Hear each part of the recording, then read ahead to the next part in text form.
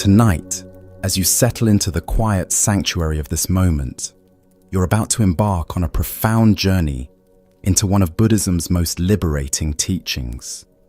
Not a journey across distant lands, but an inner voyage toward the deepest freedom possible, the art of letting go. As your breathing naturally slows and your body finds its perfect resting position, allow yourself to be transported to a place where ancient wisdom meets present moment awareness, where each breath becomes an opportunity to release what no longer serves you. Let go of the day's accumulated tensions. Release your grip on tomorrow's worries. For the next few hours, you'll discover what the Buddha called the ultimate happiness, the profound peace that comes from letting go of everything. Welcome to Sleepy Monk. Your journey into freedom begins now. You find yourself arriving at a remote mountain monastery as the morning mist begins to lift from ancient peaks. The wooden gate stands open, welcoming yet somehow knowing, as if it has witnessed countless souls seeking the same liberation you desire. Your journey here wasn't planned in the conventional sense. Something deeper called you to this place, a yearning for freedom from the countless things you've been carrying. Old hurts, future fears, the endless weight of trying to control what cannot be controlled. The path leading to the monastery winds through groves of ancient pine trees, their branches heavy with morning dew that catches the early sunlight like thousands of tiny diamonds. Each droplet will soon evaporate in the warming air, a perfect demonstration of impermanence that you're only beginning to recognize. The very ground beneath your feet speaks of letting go, fallen leaves returning to earth, dead branches making space for new growth, the endless cycle of release and renewal that governs all natural processes. As you pass through the entrance, a profound stillness embraces you, not the absence of sound, but the presence of deep peace. Monks move quietly along stone pathways worn smooth by centuries of footsteps, their steps unhurried, their faces serene with the particular tranquility that comes from having released attachment to outcomes. The air itself seems lighter here, infused with pine and morning dew, carrying the subtle fragrance of incense from the meditation hall where practitioners have been sitting since before dawn. The monastery buildings appear to grow naturally from the mountainside rather than being imposed upon it. Each structure demonstrates harmony with conditions rather than dominance over them. Rooflines that follow the slope of the land, materials that weather gracefully with seasons, designs that channel wind and water rather than fight against these natural forces. Even the architecture teaches letting go, showing how beauty emerges when human intention works with rather than against natural processes. Your guide appears almost silently, as if materializing from the morning mist itself. An elderly monk, whose eyes hold depths of understanding earned through decades of practice. His simple brown robes seem to flow with his movement rather than constrain it. Fabric worn soft through countless washings, patches repaired with stitches that speak of care rather than vanity. There's something about his presence that immediately communicates safety, as if he has mastered the art of holding space without grasping, of caring without clinging. "Welcome," he says, his voice carrying the warmth of someone who has found genuine contentment in the simple fact of being alive. You've traveled far, seeking what you already possess, but cannot see, because your hands are too full to receive it. His words land with the gentle authority of truth, spoken without agenda, an invitation rather than instruction, wisdom offered freely without attachment to whether it's accepted or understood. He gestures toward a small pavilion overlooking the valley below, where wooden benches have been placed to take advantage of the spectacular morning view. Come, let us sit together. The teaching of letting go begins not with doing, but with being present to what is. As you follow him along the stone pathway, you notice how each step seems to settle something inside you, as if the very act of walking toward wisdom creates space for that wisdom to emerge. The pavilion commands a breathtaking view of the valley below, terraced fields that follow the natural contours of the land, a river that winds silver through the landscape, villages nestled into protective folds of earth and forest. Everything appears to be exactly where it belongs, nothing forced or out of harmony with the larger patterns. From this height, you can see how human activity has learned to work with geographical conditions rather than against them, creating beauty through cooperation rather than conquest. As you settle onto worn cushions facing the expansive view, you notice how naturally your shoulders drop, how your breathing deepens without effort. Perhaps this is already the beginning of release, allowing the body to find its natural state when not forced into unnatural holding patterns.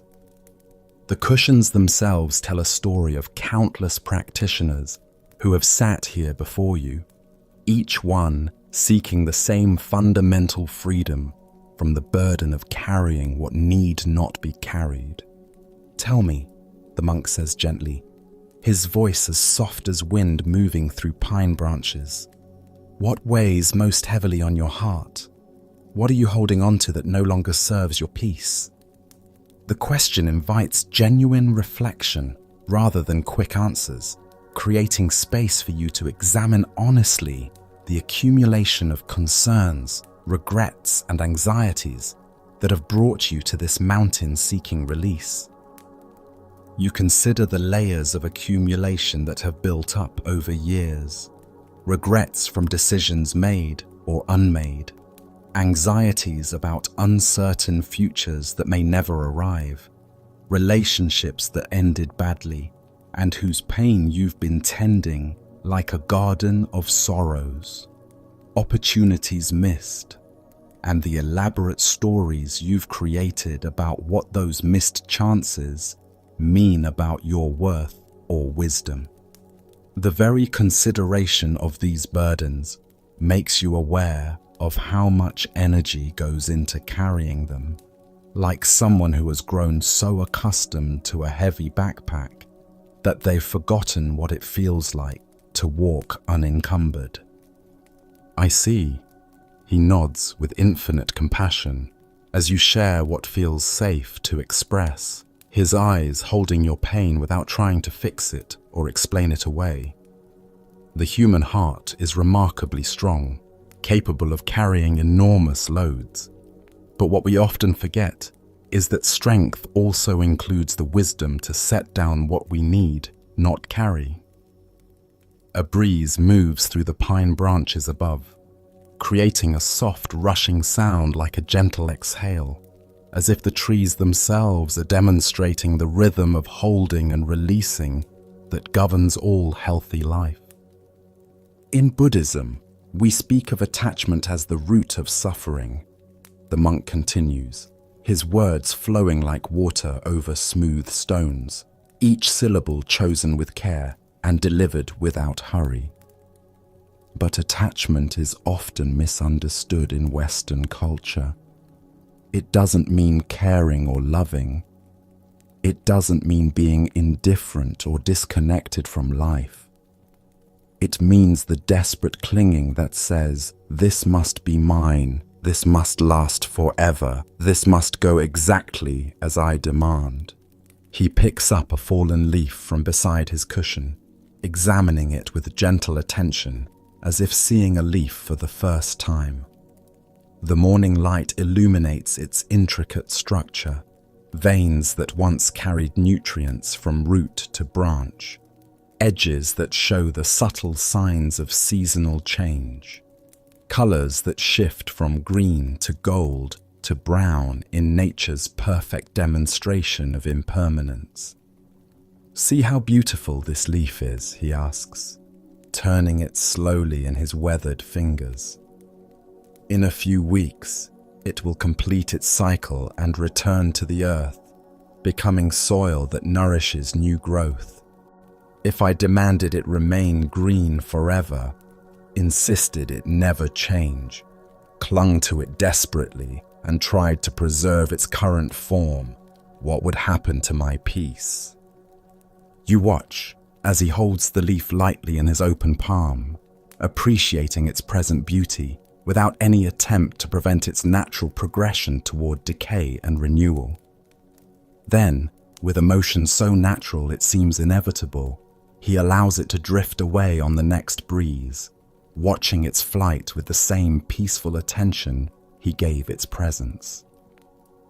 The simple gesture contains profound teaching: how to appreciate beauty without possessing it, how to love without smothering, how to care without controlling. "This is the first lesson of letting go," he explains, his gaze following the leaf as it settles somewhere among the garden paths below. "We can appreciate fully without grasping tightly. We can love completely without demanding ownership. We can care deeply without insisting that what we care about remain frozen in the form we currently prefer." His words settle into the peaceful morning air, like seeds finding fertile ground, simple truths that somehow contain the solution to countless forms of human suffering.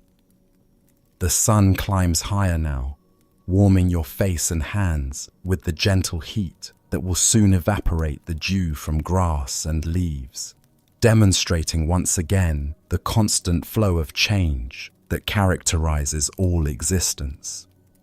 Even this comfort, you realize, is temporary. Soon the light will shift, the temperature will change. This particular moment will pass into memory, never to be repeated exactly. Yet there's something deeply peaceful in recognizing the flowing nature of all experience, rather than fighting against it.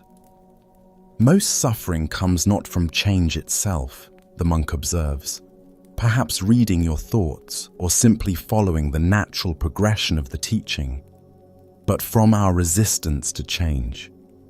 We exhaust ourselves trying to make permanent what is naturally temporary, trying to control what functions best when allowed to unfold according to its own intelligence, trying to freeze moments that only become more precious when we appreciate their transient nature. A small bird lands on the pavilion's railing, regards you both with bright curiosity for a moment, then flies away to continue its morning activities. It didn't ask permission to arrive or apologize for leaving. It didn't cling to the pleasant perch or resist the call to move on. It simply moved naturally with conditions as they arose, demonstrating the effortless wisdom that animals possess instinctively. Animals and plants understand letting go intuitively, your teacher notes, watching the bird disappear among the trees. They don't cling to last season's form or demand guarantees about the next. They don't resist the natural cycles of growth and rest, abundance and scarcity, expansion and contraction. They flow with what is, moment by moment, trusting the intelligence that has sustained life for millions of years. We humans, with our powerful minds and elaborate thinking, have forgotten this natural wisdom. You think about your own patterns of holding on. The way you replay past conversations in endless mental loops, editing them as if that could somehow change what actually happened. The way you rehearse future scenarios over and over, trying to control outcomes through mental repetition and worry. The way you grasp at pleasant experiences, trying to make them last longer than their natural duration through memory and comparison. How much energy goes into these futile efforts to control the uncontrollable? "Shall we walk together?" the monk suggests, rising with the fluid grace of someone whose body has learned to move without fighting against itself. Sometimes movement helps the teachings settle more deeply than sitting alone. The body has its own wisdom about letting go that can teach the mind what words alone cannot convey. You rise and follow him along a path that winds through carefully tended gardens where the morning's teaching seems to continue through visual examples rather than verbal explanation. Unlike formal gardens that impose rigid geometric order on nature, these spaces seem to dance between cultivation and wildness. Plants grow in patterns that feel both intentional and organic, demonstrating perhaps another aspect of the letting go teachings: how to guide without forcing, how to shape without violence, how to create beauty through cooperation rather than domination. Vegetables grow alongside flowers in apparently random arrangements that somehow create perfect harmony. Useful herbs intermingle with purely decorative plants, and pathways curve to follow natural contours rather than forcing straight lines where the land suggests curves. These gardens were created by monks who understood the middle way, your guide explains as you walk slowly through the morning landscape, not abandoning all intention or care, which would lead to chaos, not forcing nature into unnatural forms, which would create ugliness and require constant maintenance, but working with natural tendencies toward beauty and balance. They learned to let go of rigid control while maintaining skillful intention. You pass sections where vegetables grow in raised beds that follow the slope of the land, capturing rainwater naturally rather than requiring artificial irrigation systems. Fruit trees have been pruned not into unnatural shapes, but in ways that encourage their natural tendency toward fruitfulness and health. Flowers bloom in succession throughout the growing season, not because they've been forced into artificial schedules, but because varieties have been chosen and planted to work with natural timing. This approach to gardening mirrors the approach to life that Buddhism teaches. The monk continues as you pause beside a section where herbs grow in what appears to be pleasant chaos, but reveals itself on closer inspection to be perfect organization, according to principles of companion planting and natural growth patterns. We learn to work skillfully with conditions as they are, rather than demanding they be different. We discover that letting go of rigid control often produces better results than forcing outcomes through will and effort. The path leads to a small pond, where lotus flowers float serenely on the dark water, their roots anchored in mud at the bottom, while their blossoms open to sunlight above the surface. Some flowers are fully opened, revealing their perfect pink and white centers to the morning air. Others remain tightly closed buds, waiting for exactly the right conditions to unfold. Still others are beginning to fade, their petals loosening and drifting onto the water's surface like natural confetti, celebrating the completion of their cycle. The lotus teaches the complete cycle of letting go, the monk says, kneeling beside the water's edge and inviting you to join him in closer observation of these perfect teachers. It releases attachment to staying closed when conditions call for opening. It allows itself to open fully when the time is right, holding nothing back from complete blooming. Then it gracefully releases attachment to perfect form as natural aging occurs, letting its petals fall without resistance or regret. He invites you to kneel beside him, to observe the flowers more closely and discover what they might teach about the art of release. In our human lives, we often resist these natural transitions. We cling to the safety of staying closed, even when conditions invite us to open our hearts.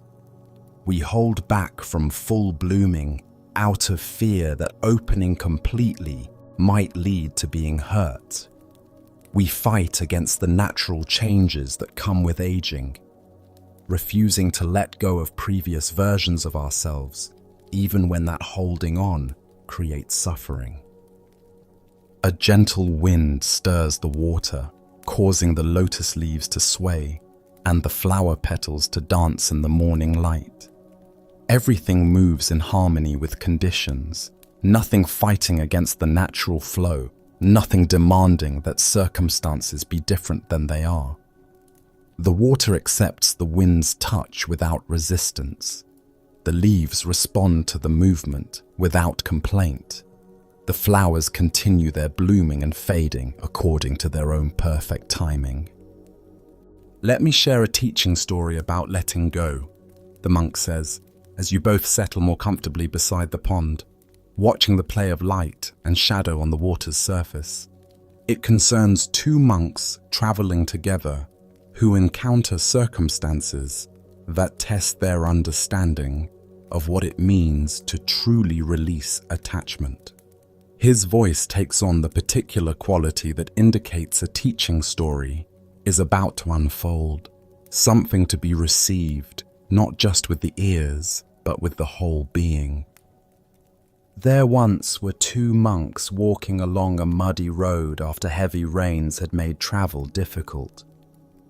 As they approached a swollen stream, they discovered a young woman in silk robes standing at the water's edge, clearly distressed about how to cross without ruining her expensive clothes. The older monk immediately approached her and said, "Please allow me to help you across."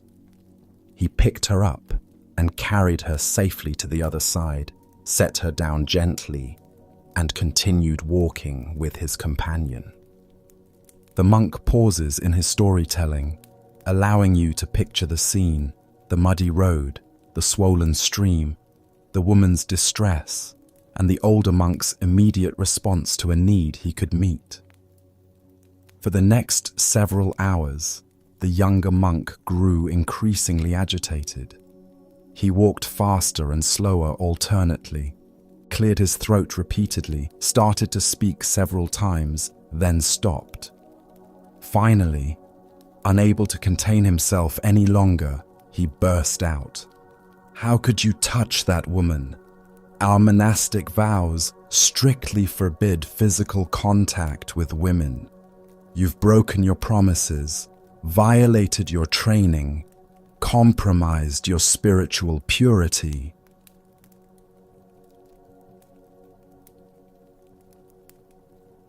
You can imagine the younger monk's internal struggle, his growing sense of righteousness mixed with confusion about his teacher's behavior, his need to voice what seemed like obvious criticism of a clear rule violation.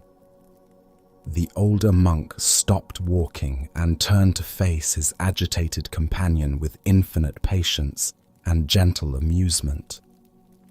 "Brother," he said softly, "I set that woman down hours ago at the stream's edge.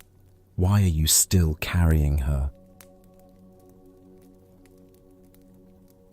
The story's wisdom settles into awareness like ripples spreading across still water, each ring of understanding expanding to touch new areas of recognition. How often do you continue carrying experiences long after they're over? How much mental and emotional energy goes into holding on to things that have already ended, situations that are finished, conversations that cannot be changed through endless mental replay. The younger monk's suffering came not from what happened, your teacher explains, his voice gentle with compassion for the universal human tendency to create unnecessary burdens, but from his inability to let the moment pass naturally. He transformed a brief interaction into prolonged anguish through his clinging to judgment and rules over compassion and presence. He made himself miserable by refusing to release something that had already concluded. As you sit by the lotus pond, considering this teaching, you begin to recognize your own patterns of unnecessary carrying.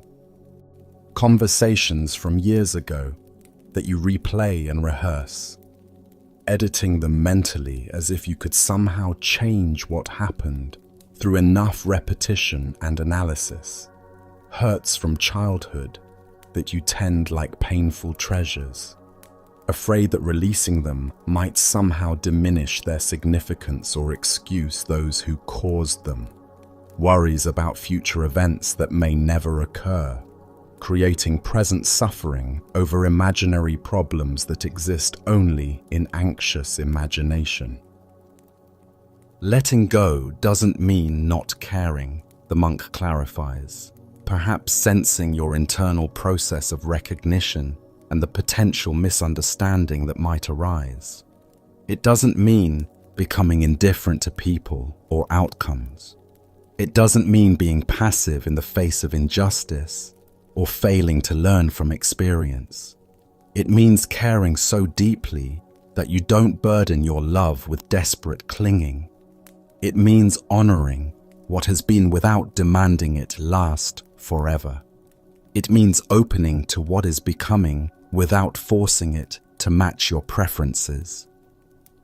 The morning sun has reached its zenith now, creating dancing patterns of light on the pond's surface as small ripples catch and reflect the brightness. You watch as water striders move across the water with perfect confidence, supported not by swimming but by trusting in surface tension, allowing the water to hold them without breaking through. Their movement creates tiny circular ripples that expand outward before gradually disappearing. Another perfect metaphor for the teaching, how to move through life supported by trust rather than control, allowing reality to hold you without constantly testing whether the support will continue. "Are you hungry?" the monk asks as bells begin ringing across the monastery grounds, their clear tones carrying across the peaceful landscape like audible reminders of impermanence. Each sound arises from silence, exists briefly in the air, then returns to silence, perfectly demonstrating the cycle of appearance and dissolution that governs all phenomena. Eating mindfully provides another opportunity to practice letting go. We can appreciate each bite fully without clinging to the experience, allowing flavors to arise and pass naturally without trying to make them last longer than their inherent duration. He leads you toward the dining hall, where monks are gathering for the midday meal. The building itself embodies the same principles you've been observing throughout the monastery. Simple materials used skillfully, proportions that feel harmonious rather than imposing, spaces that invite rather than overwhelm.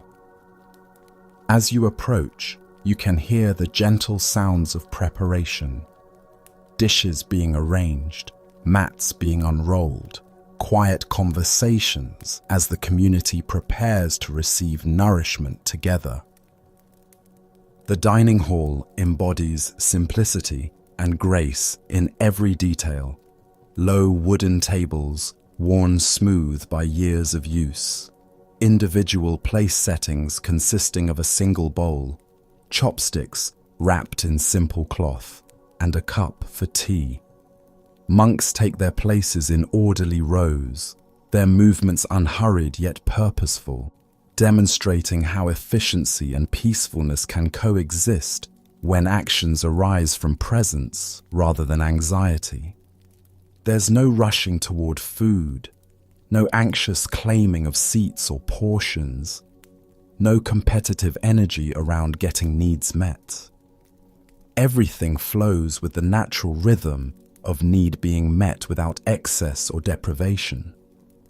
Before anyone begins eating, a period of profound silence settles over the hall like a gentle blanket, creating space for gratitude and mindfulness to emerge naturally. One monk near the front of the hall rises and recites a brief chant, expressing appreciation for the food and all the hands that brought it to this moment. The farmers who grew the vegetables, the earth that provided nutrients, the rain that watered the crops, the sun that powered photosynthesis, the countless beings whose work made this meal possible. This gratitude practice, your teacher whispers as the chant concludes and serving begins, helps us receive nourishment without entitlement, appreciate abundance without taking it for granted, acknowledge our interdependence without feeling burdened by it. When we truly understand how much cooperation is required for even the simplest meal, we naturally hold our food lightly while appreciating it deeply. The serving process unfolds with the same mindful attention that characterizes all monastery activities. Monks move through the aisles with large pots and ladles, offering portions to each person without favoritism or shortage. No one demands larger servings or complains about what's offered.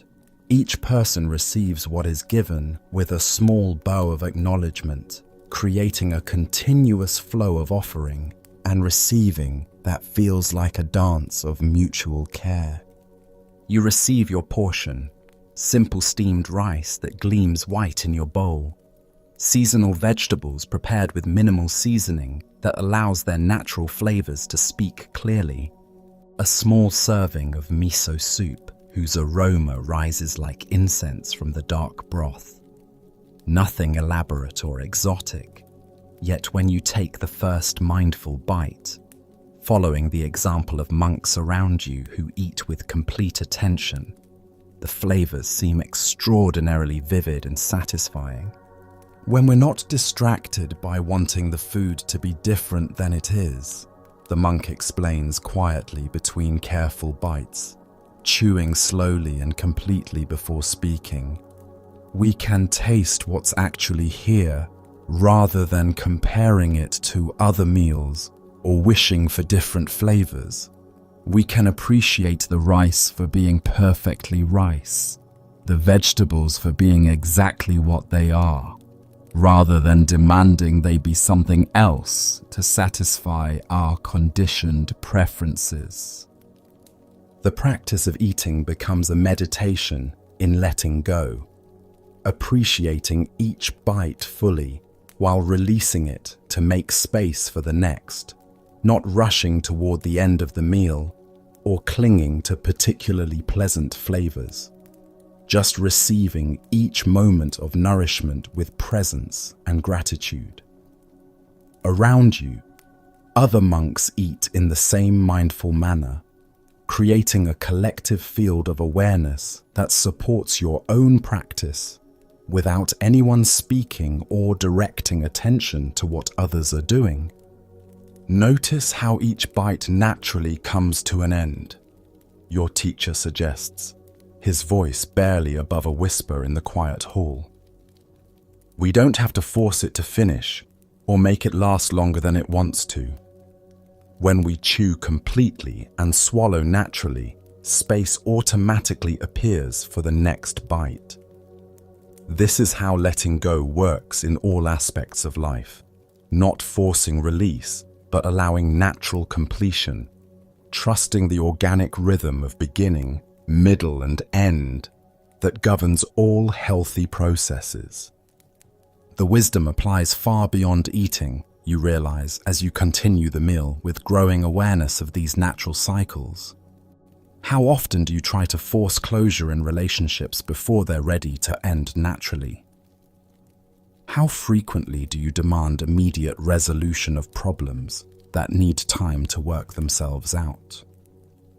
How much energy goes into rushing through experiences without allowing them to unfold at their natural pace, develop their full meaning, reach their organic conclusion?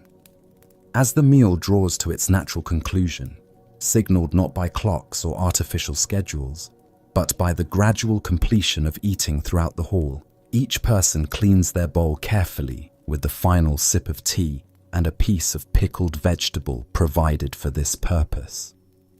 Then they wipe their bowls spotless with the small cloth that accompanied their chopsticks, leaving no trace of the meal behind, while honoring what has been consumed through complete attention to the cleaning process. Nothing is wasted in this system, yet nothing is hoarded for later use. Each element serves its purpose completely, then transitions gracefully to the next phase of use. Bowls cleaned and ready for the next meal, cloths ready to be washed and used again, scraps composted to nourish the garden soil.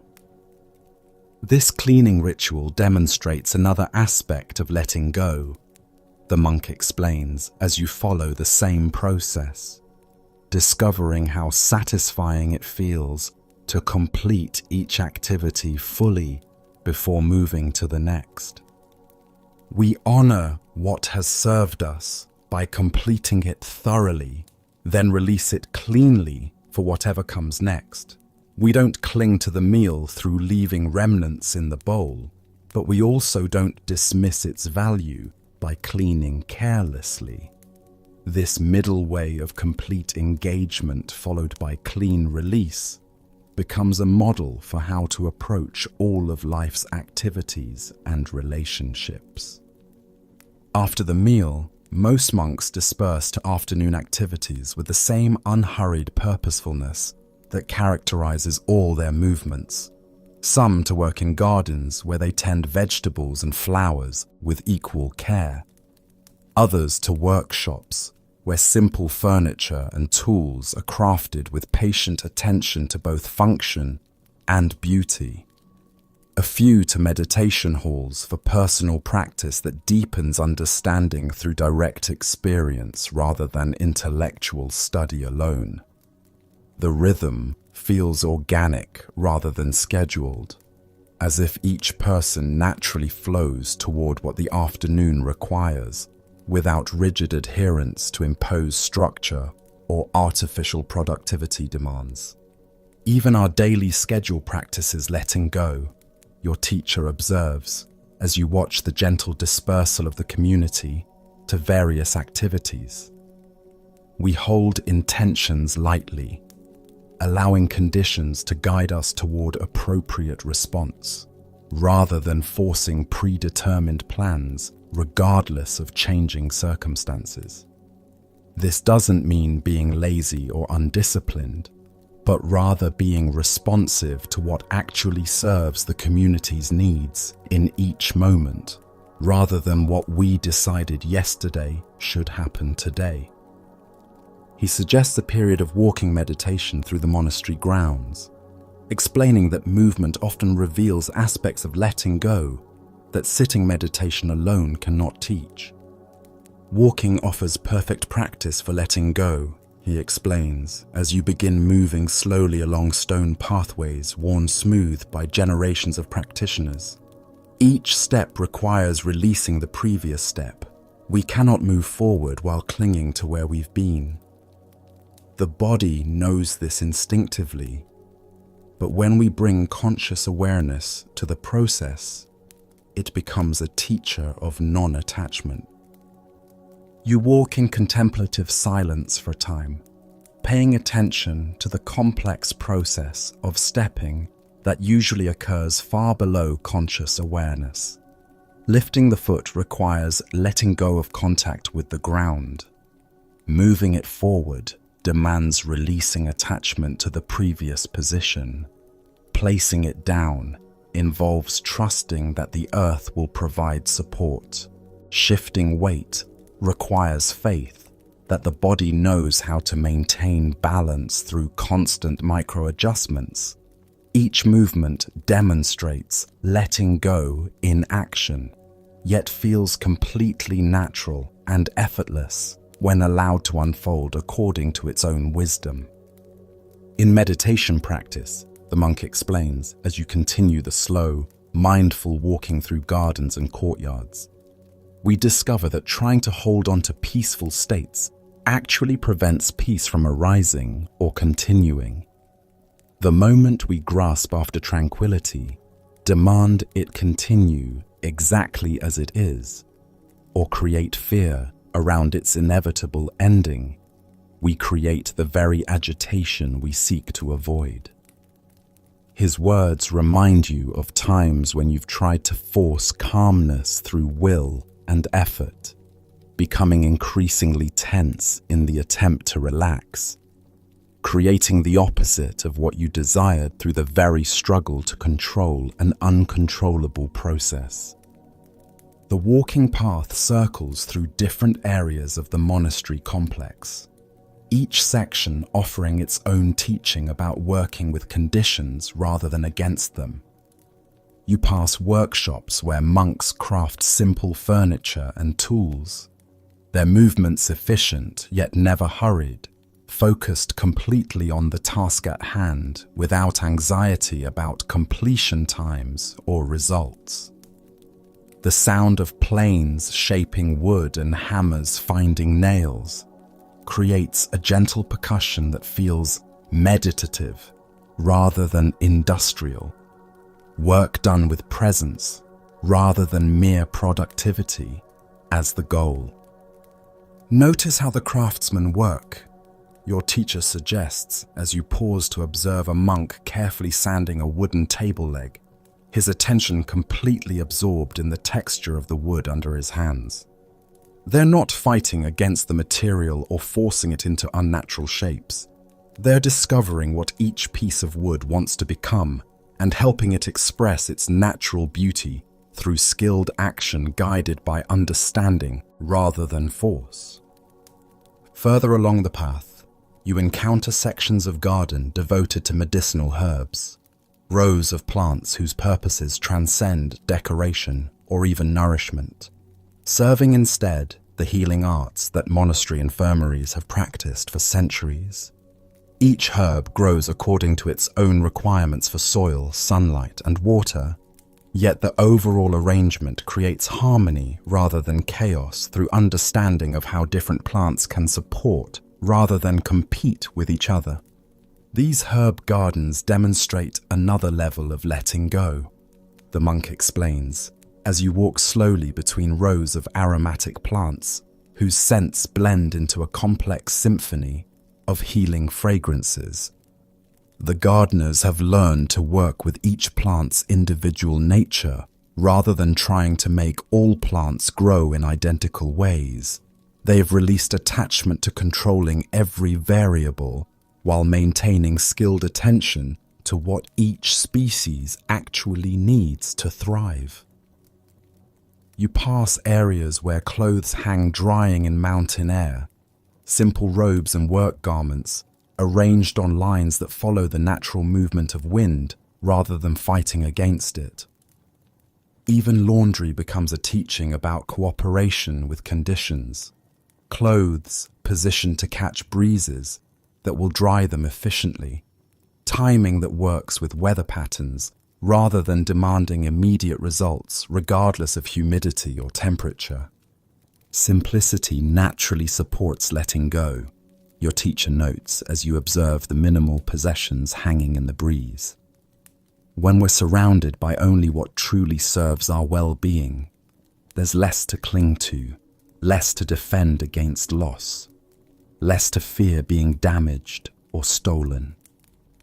This doesn't mean living in deprivation, but rather discovering the difference between genuine needs and manufactured desires that create endless cycles of wanting and temporary satisfaction, followed by new wanting.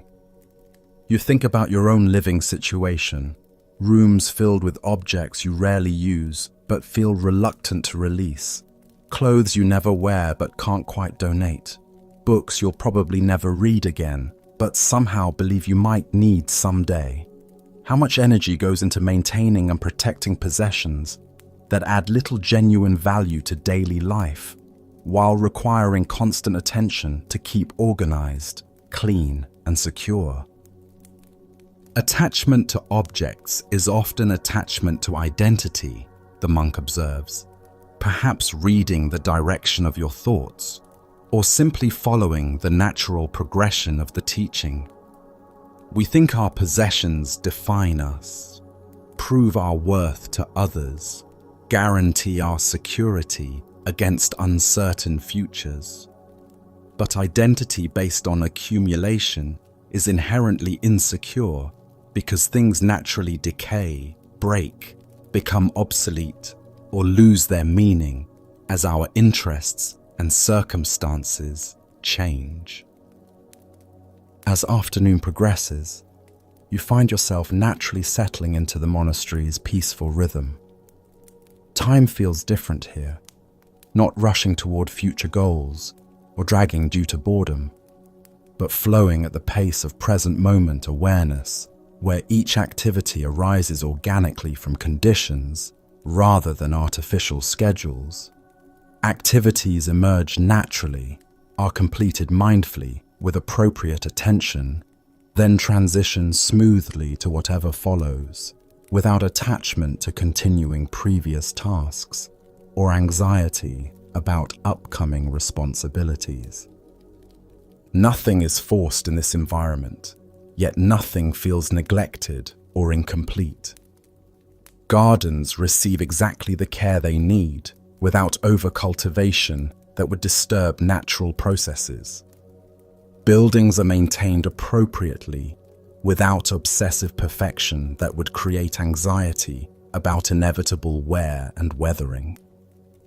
People engage in conversation when it serves connection without compulsive socializing that avoids solitude, and they embrace silence when it supports contemplation without antisocial withdrawal from community engagement. The walking meditation concludes at a small meditation garden where stone sculptures create focal points among carefully arranged plants and flowers that bloom in succession throughout the growing season.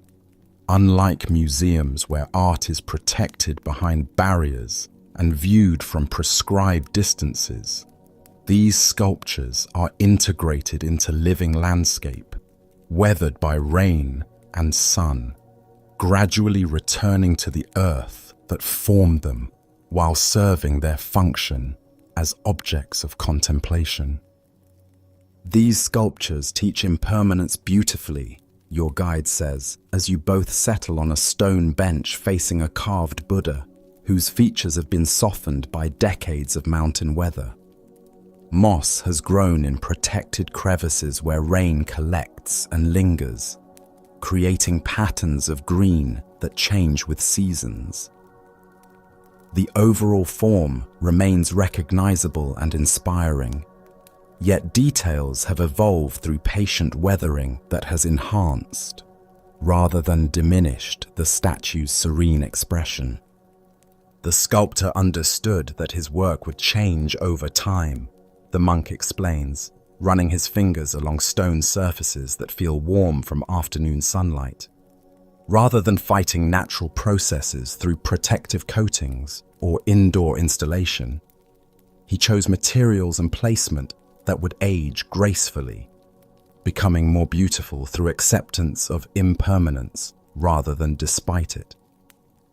The statue demonstrates what we can learn about our own aging, how to allow time to soften our sharp edges while maintaining essential dignity and purpose.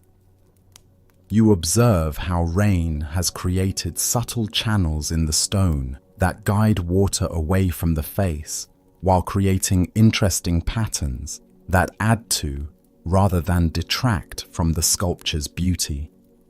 Wind has polished surfaces that receive regular exposure while leaving textured areas in protected spaces, creating visual interest through natural processes rather than artificial techniques. Even bird droppings have been incorporated into the overall aesthetic, bleaching certain areas, white in patterns that suggest clouds or flowing fabric. Human beauty works similarly, the monk continues, his own face showing lines earned through years of smiling and concentrating, hair silvered by time, yet somehow more distinguished than artificial attempts to maintain youthful appearance. When we fight against aging, demanding that bodies remain unchanged, refusing to accept the natural evolution of physical form, we create suffering through resistance to inevitable processes. When we learn to appreciate beauty's temporal nature, allow ourselves to age gracefully, find meaning appropriate to each life stage, we discover deeper beauty than surface appearances ever provided. This perspective challenges cultural messages about clinging to youth, fighting against natural aging processes, defining self-worth through unchanging physical attributes maintained through artificial means. What if aging could be embraced as another form of letting go, releasing attachment to previous versions of yourself, while opening to whatever wisdom and beauty each life stage offers, when approached with acceptance rather than resistance? As the afternoon sun begins its descent toward western peaks, casting longer shadows that emphasize the contours and textures of the garden landscape, your teacher suggests returning to the main monastery buildings for the evening's more intensive practice session. Tonight, he says, as you rise from the contemplative bench and begin walking toward the meditation hall, we'll explore letting go through formal meditation practice. Some forms of release happen naturally through understanding and environmental support. Others require patient, gentle cultivation over time through deliberate practice that trains the mind in new patterns of relating to experience. The meditation hall stands at the heart of the monastery complex, its high ceiling and paper windows creating a space that feels both intimate and expansive, personal yet universal, conducive to individual contemplation while supporting collective practice. Late afternoon light filters through the translucent panels, casting everything in a soft, golden glow that seems to slow time itself, creating an atmosphere where minutes might expand into hours, or hours might pass like moments. Monks are already gathering for the afternoon practice session, taking cushions from neatly arranged stacks and finding their preferred spots for sitting without assigned seating or territorial claiming. Their movements are deliberate yet relaxed, like people who have learned to inhabit their bodies without forcing them into unnatural positions or creating unnecessary tension through self-consciousness about appearance or performance. Your teacher guides you to a cushion near the wall where you can observe the community practice while developing your own understanding of letting go through direct experience rather than intellectual discussion alone. Meditation, he explains as you arrange yourself in a position that balances alertness with comfort, is perhaps our most direct training in non-attachment. We learn to observe thoughts and emotions without being controlled by them, to witness the constant flow of experience without grasping after pleasant states or pushing away difficult ones. The hall gradually fills with practitioners taking their places in orderly rows, that form naturally without direction or enforcement. There's no assigned seating arrangement, yet everyone seems to find their natural spot without conflict or confusion, demonstrating how appropriate order can emerge organically when everyone acts with consideration for the whole, rather than selfish claiming of preferred positions.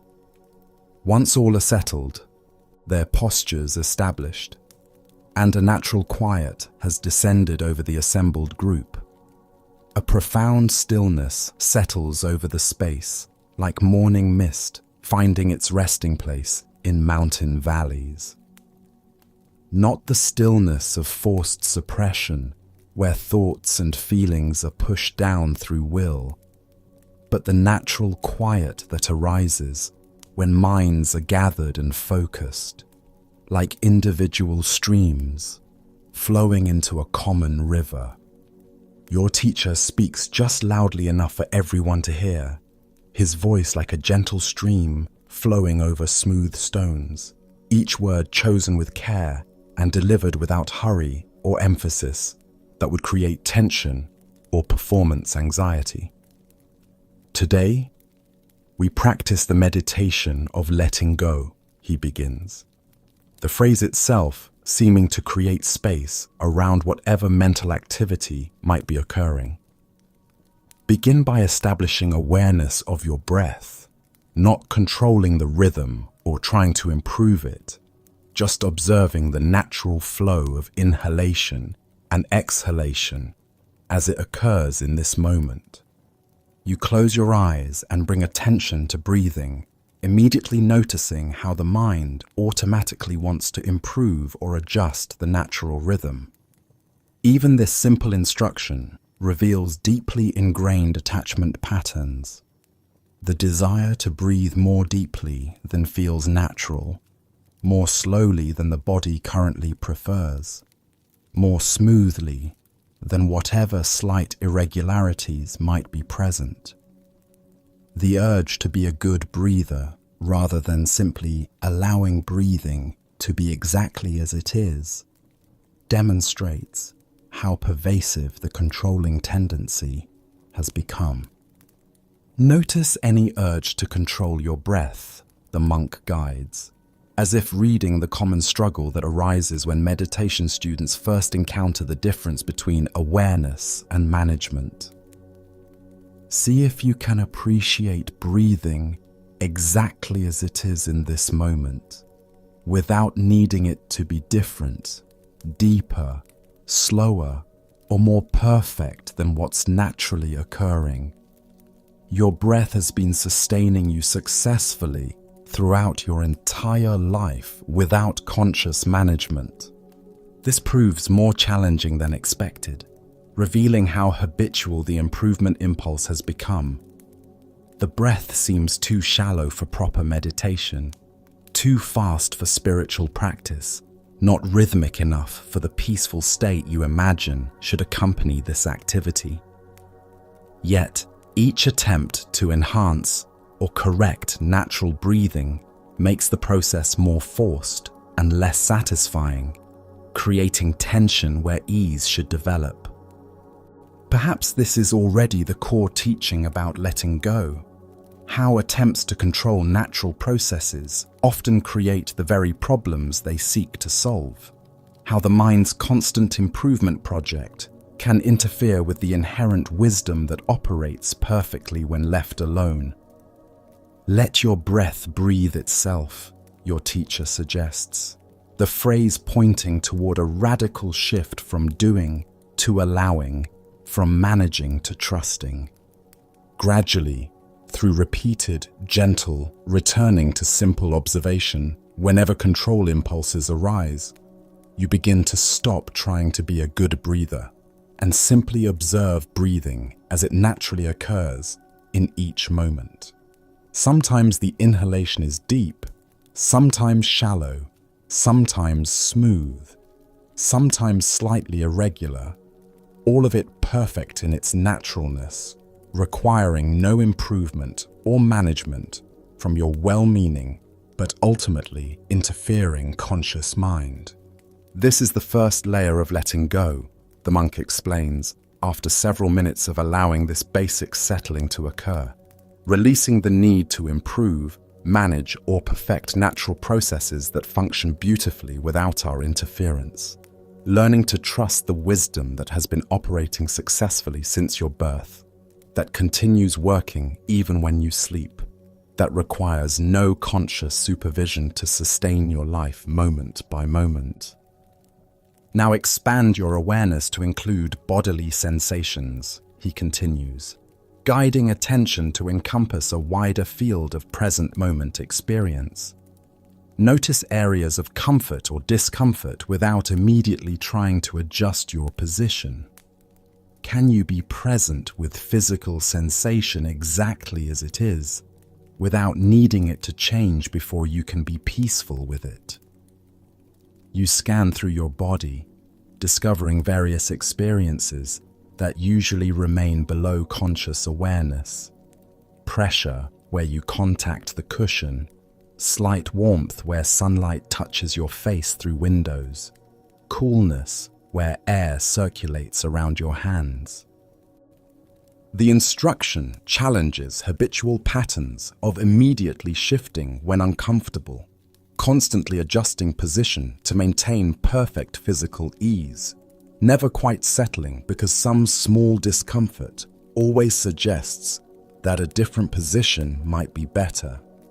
Instead, you practice being present with sensation as it is, neither amplifying discomfort through resistance and story-making, nor immediately escaping it through movement that prevents deeper settling. Physical sensations arise and pass according to conditions, your teacher explains, his voice maintaining the same gentle, unhurried quality that supports contemplation, rather than creating pressure to understand or achieve particular results. When we stop fighting against temporary discomfort, stop demanding that our physical experience always be pleasant and comfortable, we often discover that sensations change naturally without our intervention. Indeed, as you observe a slight ache in your lower back with curiosity rather than resistance, it seems to shift and soften on its own, not disappearing completely, but losing the urgency that made it seem intolerable. The sensation becomes just another element of present moment experience, rather than a problem requiring immediate solution, demonstrating how much of what we call suffering might be resistance to natural sensation, rather than the sensation itself. This is the second layer of letting go, the monk notes after allowing time for this exploration. Releasing the demand that our physical experience always be pleasant and comfortable, learning to be present with the body as it actually is, rather than as we think it should be, for us to be happy or peaceful. Next, bring awareness to your emotional state, he guides, inviting attention to an even more subtle and usually less conscious aspect of moment-to-moment experience. What feelings are present right now? Can you observe them without judgment, without needing them to be other than they are? Can you be curious about emotions, rather than immediately trying to fix or escape them? You discover a mixture of emotional tones that shift and blend like colors in water. Curiosity about these new practices mixed with slight anxiety about doing them correctly. Appreciation for the peaceful environment combined with subtle restlessness about sitting still for extended periods. Gratitude for this learning opportunity, alongside mild concern about responsibilities waiting at home. The instruction to observe emotions without changing them reveals how automatically you try to adjust your internal weather, pushing away discomfort while trying to amplify pleasant feelings, creating elaborate mental stories about why you feel as you do, and what these feelings mean about your progress or worthiness. Even the simple act of naming emotions seems to change them, as if awareness itself is a gentle transformer of whatever it touches with patient attention. Emotions are like weather, your teacher explains, the metaphor immediately clarifying what might otherwise remain confusing or overwhelming. They arise due to various conditions, both internal and external, exist for a time while serving whatever function they serve, then naturally transform as conditions change. We create suffering when we demand sunny emotional skies at all times, or refuse to allow natural storms to pass through our inner landscape without resistance. You practice observing the emotional weather system with the same neutral awareness brought to breath and body, noticing what's present without immediately trying to fix, improve, or escape it. This creates an unexpected spaciousness around feelings, as if they're meteorological phenomena moving through a vast sky, rather than solid realities defining your identity or requiring immediate action to resolve. This is the third layer of letting go, the monk continues, after several minutes of allowing this emotional observation to deepen. Releasing identification with temporary emotional states, recognizing them as passing experiences rather than permanent truths about who you are or what your life means. Learning to be the sky in which all weather occurs, rather than thinking you are the weather itself. Finally, observe your thoughts themselves, he instructs, pointing attention toward perhaps the most challenging aspect of letting go practice.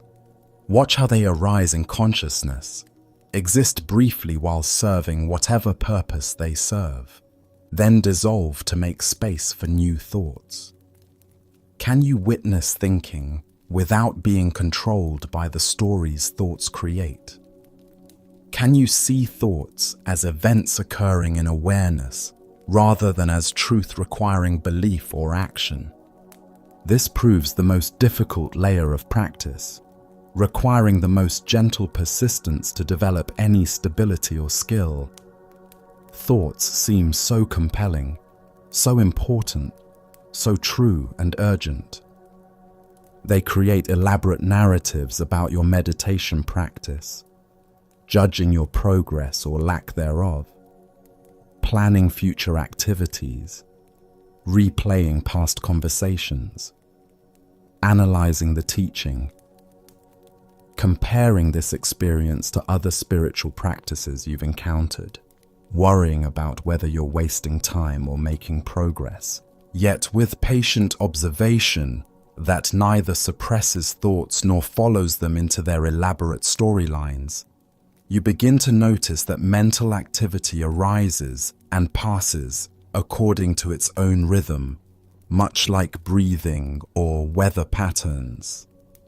You don't create thoughts through conscious intention, nor can you stop them through will or determination. They appear from unknown sources, exist temporarily while using whatever mental energy you give them, then naturally dissolve unless fed with additional attention and elaboration. Thoughts are not the thinker, your teacher explains, the statement pointing toward a fundamental shift in self-understanding that might take years to fully comprehend. They are phenomena arising in consciousness, no more substantial than clouds forming and dissolving in an empty sky, no more permanent than waves appearing and disappearing on the surface of an ocean that remains fundamentally undisturbed by whatever temporary forms arise within it. This perspective radically shifts your relationship with mental activity from identification to observation, from being the author and defender of every thought to becoming the aware space in which thinking occurs. Thoughts lose their compelling urgency when seen as temporary mental weather rather than absolute truths requiring immediate action or defense, like watching a movie rather than being completely absorbed as if the drama were happening to you personally. This is the deepest layer of letting go we can explore through meditation, the monk concludes, after allowing extended time for this most subtle form of practice. Releasing identification with the mind's constant commentary, recognizing our true nature as the awareness in which all experience arises and passes, learning to rest in the spacious knowing that remains constant, while all contents of experience change. The meditation continues in collective silence, each person following their own rhythm of exploration while supported by the group's shared commitment to practice. The silence feels alive and supportive rather than empty or isolating, as if individual efforts to let go contribute to a field of understanding that benefits everyone present without anyone needing to understand exactly how this mutual support operates. Time seems to flow differently in this deep shared practice, minutes expanding into spacious present moments, while extended periods pass without the usual sense of duration or impatience for something else to happen. The letting go instruction works at levels deeper than conscious effort, allowing natural release to occur when conditions are supportive, rather than trying to force outcomes through spiritual ambition or meditation performance. After what might be 30 minutes or might be an hour, temporal measurement becoming irrelevant in the timeless quality of present moment awareness, 3 soft bell strikes signal the session's formal conclusion. The sound seems to emerge from and return to silence, like a perfect demonstration of appearance and dissolution, arising without effort and fading without resistance, leaving no trace except the natural transition back toward ordinary consciousness. The hall remains quiet as practitioners gradually shift from formal meditation to everyday awareness, taking time to honor the transition rather than immediately jumping back into activity and conversation. There's a palpable sense of collective settling, as if the shared practice of letting go has harmonized the group's energy, despite each person following their own inner journey of release and discovery. Take your time returning, your teacher suggests, in a voice even softer than during the meditation instruction, honoring the delicate quality of consciousness emerging from deep practice. Notice if you can maintain some quality of letting go as you transition back to ordinary activity. Can you move your body without forcing it into immediate alertness? Can you open your eyes without demanding particular visual experiences? Can you rise from sitting without making the transition more effortful than necessary? You follow his suggestions for transitioning from meditation to ordinary awareness, discovering how even simple movements can become opportunities to practice non-attachment when approached with the same quality of letting go cultivated during formal sitting. Instead of immediately forcing alertness through rapid movement or demanding instant clarity through wide open eyes, you allow the return to happen gradually and naturally, like dawn slowly brightening rather than electric lights suddenly illuminating. Eyes open softly rather than snapping to attention, receiving whatever visual information arises without immediately categorizing or judging what you see. The body unfolds from sitting position according to its own timing rather than imposed urgency, muscles stretching naturally as circulation adjusts without forcing rapid transitions that might create unnecessary tension or discomfort. As monks begin quietly leaving the hall, their movements maintaining the same quality of presence that characterized the meditation itself. Your teacher invites you to remain for a few minutes longer to process the experience while the insights remain fresh and accessible. "How was that practice for you?" he asks with genuine interest that creates space for honest reflection rather than expected positive responses. You consider how to describe something so subtle yet significant, the gradual releasing of control over breathing, body, emotions, and thoughts. The spaciousness that emerged around experience when you stopped trying to manage every aspect of what arose. The discovery that you could observe mental and emotional activity without being completely identified with every thought and feeling that appeared in consciousness. Many people expect letting go to feel like dramatic release, he notes after you share your reflections, nodding with understanding born from years of guiding students through similar discoveries. Like finally dropping a heavy burden you've carried for years, creating sudden relief and permanent transformation. Sometimes it does manifest that way, particularly when we release major attachments that have been creating significant suffering. His weathered hands rest peacefully in his lap as he continues, demonstrating the embodied quality of someone who has learned to hold even teaching lightly. But often, letting go is more like what you just experienced.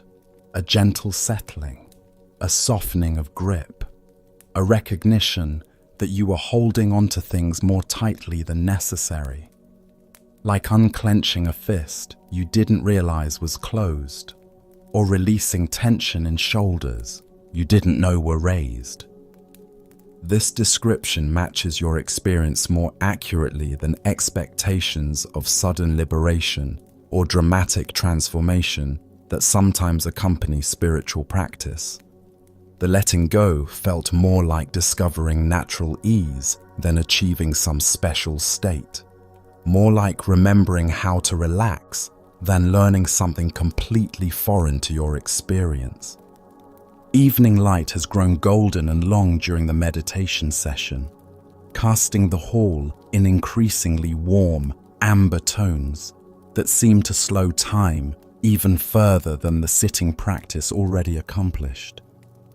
Through the paper windows, you can see the first evening stars appearing in the deepening sky, pinpricks of light that have traveled vast distances to reach your awareness in precisely this moment. "Let's step outside," your teacher suggests, rising with the fluid grace of someone whose movement has been refined through decades of mindful attention to how bodies naturally want to move when not forced or hurried. Evening air often helps integration after intensive meditation practice, and there's something about twilight that naturally supports the letting go teachings.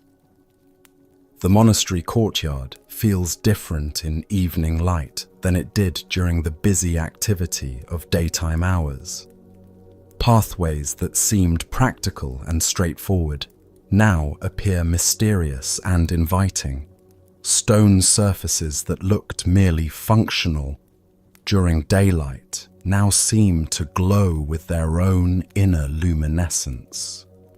Lanterns have been lit along the main walkways, creating pools of warm illumination that guide movement without overwhelming the natural darkness. Darkness teaches letting go naturally, the monk observes as you walk together slowly through the transformed courtyard, your steps slower and more deliberate in the reduced visibility. We cannot control what we cannot see clearly. We must trust our feet to find solid ground, rely on available light to guide the next step, release anxiety about obstacles that may or may not exist in shadows beyond our current vision. This evening walk becomes another form of meditation in letting go, releasing the visual control that's available during full daylight, trusting the body's natural wisdom to navigate changing terrain, finding guidance in whatever illumination is available without demanding complete clarity about the entire path ahead. Your feet seem to know how to find stable placement on uneven stones. Your balance adjusts automatically to subtle changes in surface level. Life often requires this same trust, your teacher explains. As you navigate a section where the path curves around a garden bed, the route invisible until each step reveals the next portion of safe ground. We rarely have complete information about what lies ahead in our personal journeys. We must learn to move forward with whatever guidance is available, while releasing attachment to knowing everything in advance, controlling every outcome, seeing every potential obstacle before it appears. The path leads to a section of the monastery you haven't visited before, a small cemetery where simple stone markers note the passing of monks who lived and practiced here across multiple generations. Unlike elaborate monuments designed to demand permanent remembrance or impressive mausoleums that fight against natural decay, these markers are modest and weathered. Some so old that inscriptions have been softened by decades of rain and sun until only basic shapes remain visible. Fresh flowers have been placed on some graves, while others are naturally adorned with fallen leaves and growing moss that create their own form of seasonal decoration. A few markers have small offerings, smooth stones arranged in simple patterns, pieces of fruit that birds will eventually consume, cups of water that will evaporate back into the cycle of earth and sky. This place teaches perhaps the ultimate letting go, your teacher says, as you walk slowly among the peaceful grave markers, each one representing someone who faced the final release that comes to every living being. Every person commemorated here confronted the same challenge we all must eventually meet. Letting go of life itself, of this body that has carried us through decades of experiences, of all accumulated identity and possessions and relationships that seem so important during our time of holding them. The atmosphere feels contemplative rather than morbid, peaceful rather than frightening, infused with the same quality of acceptance that characterizes all monastery spaces. Perhaps this is because death is approached here as teacher rather than enemy, as natural transition rather than terrible failure, as the completion of letting go practice rather than its ultimate defeat. In Buddhism, we practice dying before death comes. The monk continues, as you pause before one marker that bears only a name and dates, with a small carved lotus flower below the inscription. We cultivate the ability to release attachment to everything we think defines us, discovering what remains when all identifications are gradually released through practice, rather than waiting for death to force the final letting go upon us. You consider what it might mean to practice dying while fully alive, releasing attachment to being right in arguments, letting go of needing others to understand or approve of your choices, gradually loosening the grip on possessions and positions, and even personality traits that you've used to construct a sense of solid identity. What would remain if all these external supports were gently released? Brother Chen lived here for 60 years, your teacher explains, noting your attention to the particular marker with the lotus carving. He taught many students the art of letting go through his example of how to age and eventually die with grace and curiosity rather than resistance and terror. Even during his final illness, he remained interested in what the dying process might teach him, rather than clinging desperately to remaining alive at any cost. This perspective on death as potential teacher rather than absolute enemy challenges cultural conditioning that views dying as the ultimate failure or tragedy to be avoided through any means necessary. What if death, like all experiences, could be met with awareness and acceptance rather than resistance and terror? What if the dying process, when approached consciously, might offer teachings unavailable through any other means? We practice letting go in small ways throughout life, the monk continues as you walk slowly among the peaceful graves, some so old their markers have become part of the landscape through moss growth and subtle sinking into earth. So that when the ultimate letting go is required, we approach it with familiarity rather than complete panic. Each time we release attachment to having things be different than they are, we prepare for the final acceptance that comes to everyone. The evening cemetery visit creates an unexpectedly tranquil rather than disturbing effect, perhaps because it's approached as spiritual teaching rather than morbid entertainment, contemplation of natural cycles, rather than voyeuristic fascination with mortality. The presence of death as constant background reality somehow makes life more precious rather than less meaningful, more worthy of appreciation rather than something to be taken for granted. Death awareness can be one of our greatest teachers, your guide explains as you complete the circuit through the cemetery and begin walking back toward the main monastery complex. When we truly understand that this body, this personality, this entire accumulation of memories and preferences and accumulated experience is temporary, we naturally hold it all more lightly. We appreciate more fully while clinging less desperately. Returning to the monastery's living areas, you encounter other monks engaged in quiet evening activities, some sitting in small groups for gentle conversation that flows at the pace of natural speech rather than rushed communication, others reading by lamplight with the focused attention of people who value wisdom over entertainment. A few practicing calligraphy with careful strokes that demonstrate how ordinary activities can become forms of meditation when approached with presence and respect for the materials. Everything moves at the unhurried pace of people who have released attachment to filling every moment with productive activity or stimulating input. Conversations arise organically when there's something worth sharing. Continue as long as they serve genuine connection, then conclude naturally without forcing artificial closure or avoiding natural endings. Reading happens at whatever speed allows complete absorption rather than rushing toward completion or comparison with other books.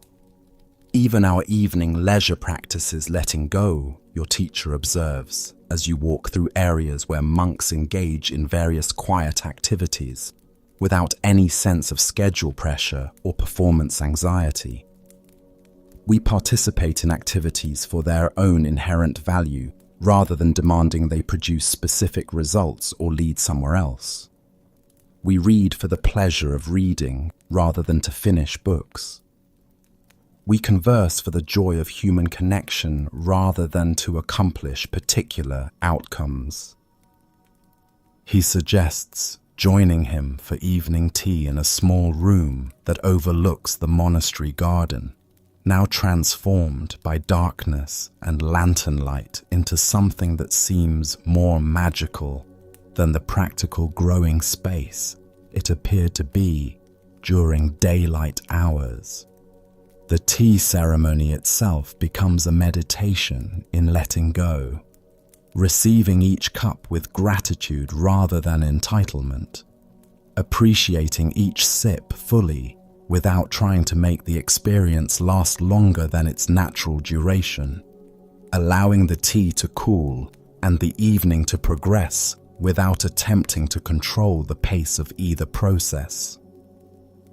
The simple green tea, served without sugar or milk or any additions that might mask its natural character, provides another opportunity to practice acceptance of what is, rather than demanding that experience be modified to meet conditioned preferences. The slight bitterness becomes interesting rather than unpleasant. When met with curious attention, the earthy undertones reveal complexity that goes unnoticed when drinking is merely functional rather than contemplative. Tomorrow, the monk explains as you both sip the cooling tea and watch evening settle over the garden below, we will explore how letting go transforms our relationships with other people. Often, our deepest attachments involve how we think others should behave, what we believe they owe us for our care and attention, or what we imagine we need from them to be happy and secure. This touches something tender and immediately recognizable. The ways you've suffered when people didn't meet your expectations or fulfill what seemed like reasonable needs, when they changed in directions you couldn't understand or support, when they withheld appreciation or affection or cooperation that you believed your actions had earned. How much relationship conflict stems from these hidden demands and unspoken contracts. Relationships provide our most intensive training in letting go, he continues, the tea's warmth spreading through your chest as you consider the truth of this observation.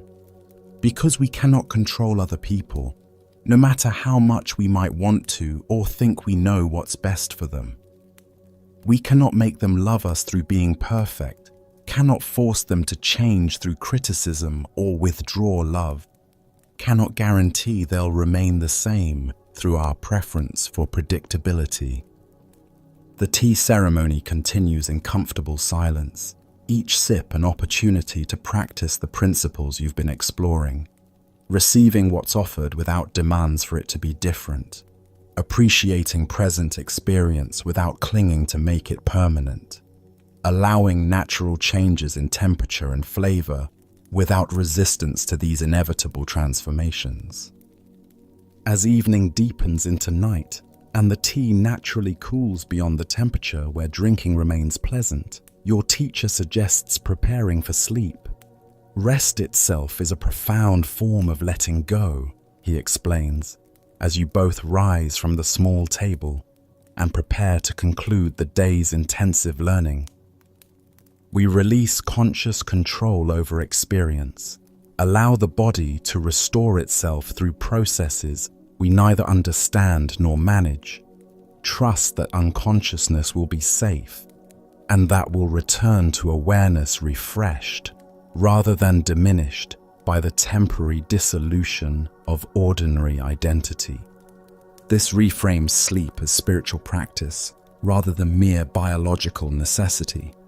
Another daily opportunity to practice non-attachment by releasing the need to control or monitor every aspect of experience, trusting natural wisdom to provide whatever restoration the body and mind require without conscious supervision or improvement efforts. He guides you back to the simple guest quarters, where your sleeping mat has been prepared with clean linens and a small pillow that provides just enough support without excessive comfort that might create attachment to luxury or special conditions. The room contains only what is necessary for rest, nothing excessive to distract attention from the primary purpose, nothing missing that would create discomfort or prevent natural sleep.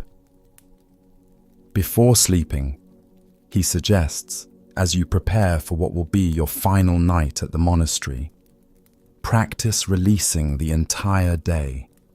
Allow your mind to settle naturally without forcing it to become quiet through effort or technique.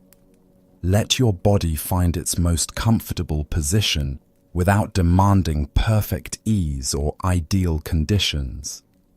Release any expectations about how sleep should occur and trust your natural wisdom to provide appropriate rest. You prepare for sleep following his guidance, noticing how different this approach feels from usual bedtime routines that often focus on trying to force relaxation through various techniques, or becoming anxious when sleep doesn't arrive according to preferred schedules. Instead, you simply allow the day to complete itself naturally, while trusting that sleep will arise when conditions are appropriate, neither rushing toward unconsciousness nor fighting against whatever level of wakefulness feels natural. The monastery bells ring softly in the distance, their clear tones marking the transition from evening activities to nighttime rest, with the same natural rhythm that governs all healthy cycles. Even these sounds seem to encourage letting go, releasing attachment to staying awake and engaged, allowing consciousness to transform naturally into whatever state sleep provides, trusting the ancient rhythms that have sustained life through countless generations. Sleep comes more easily than expected, perhaps because you're not trying to make it happen through mental effort or becoming frustrated when immediate unconsciousness doesn't arrive on demand. Dreams, when they arise, seem lighter and less compelling than usual, as if the day's practice of letting go has reduced the mind's tendency to create elaborate dramas, even during sleep states that normally operate below conscious awareness. The quality of rest feels genuinely restorative, rather than being interrupted by the usual unconscious struggles with unresolved daytime issues or anxiety about upcoming responsibilities. Even sleeping becomes another form of letting go practice when approached as natural process, rather than performance to be evaluated or controlled. Morning arrives with the familiar sound of monastery bells and the gradual lightening of sky visible through your simple window, natural awakening that allows consciousness to return gradually rather than demanding immediate alertness through artificial alarm systems. Unlike jarring mechanical sounds that create stress through sudden transition demands, this organic awakening supports natural cycles of rest and activity. You lie still for a few moments upon waking, appreciating the transition from sleep to wakefulness, without immediately jumping into activity or mental planning about the day ahead. The simple practice of conscious awakening becomes another opportunity to notice how natural processes unfold perfectly when not rushed or managed through excessive effort or artificial stimulation.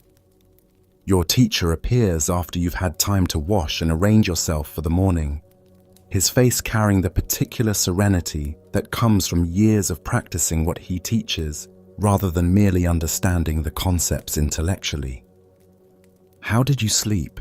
he asks with genuine interest, that creates space for honest reflection rather than expected positive responses. You reflect on the night's rest, noting how differently you approached sleep when not trying to control the process or evaluate your success at relaxation. Dreams seemed less intense and emotionally involving, more like films you observed rather than experiences you lived through with complete identification. Perhaps letting go during waking hours naturally extends to sleeping states as well, reducing the unconscious struggle that often makes rest less restorative than it could be. "Good," he nods approvingly at your description. Sleep provides one of our most natural teachers of letting go.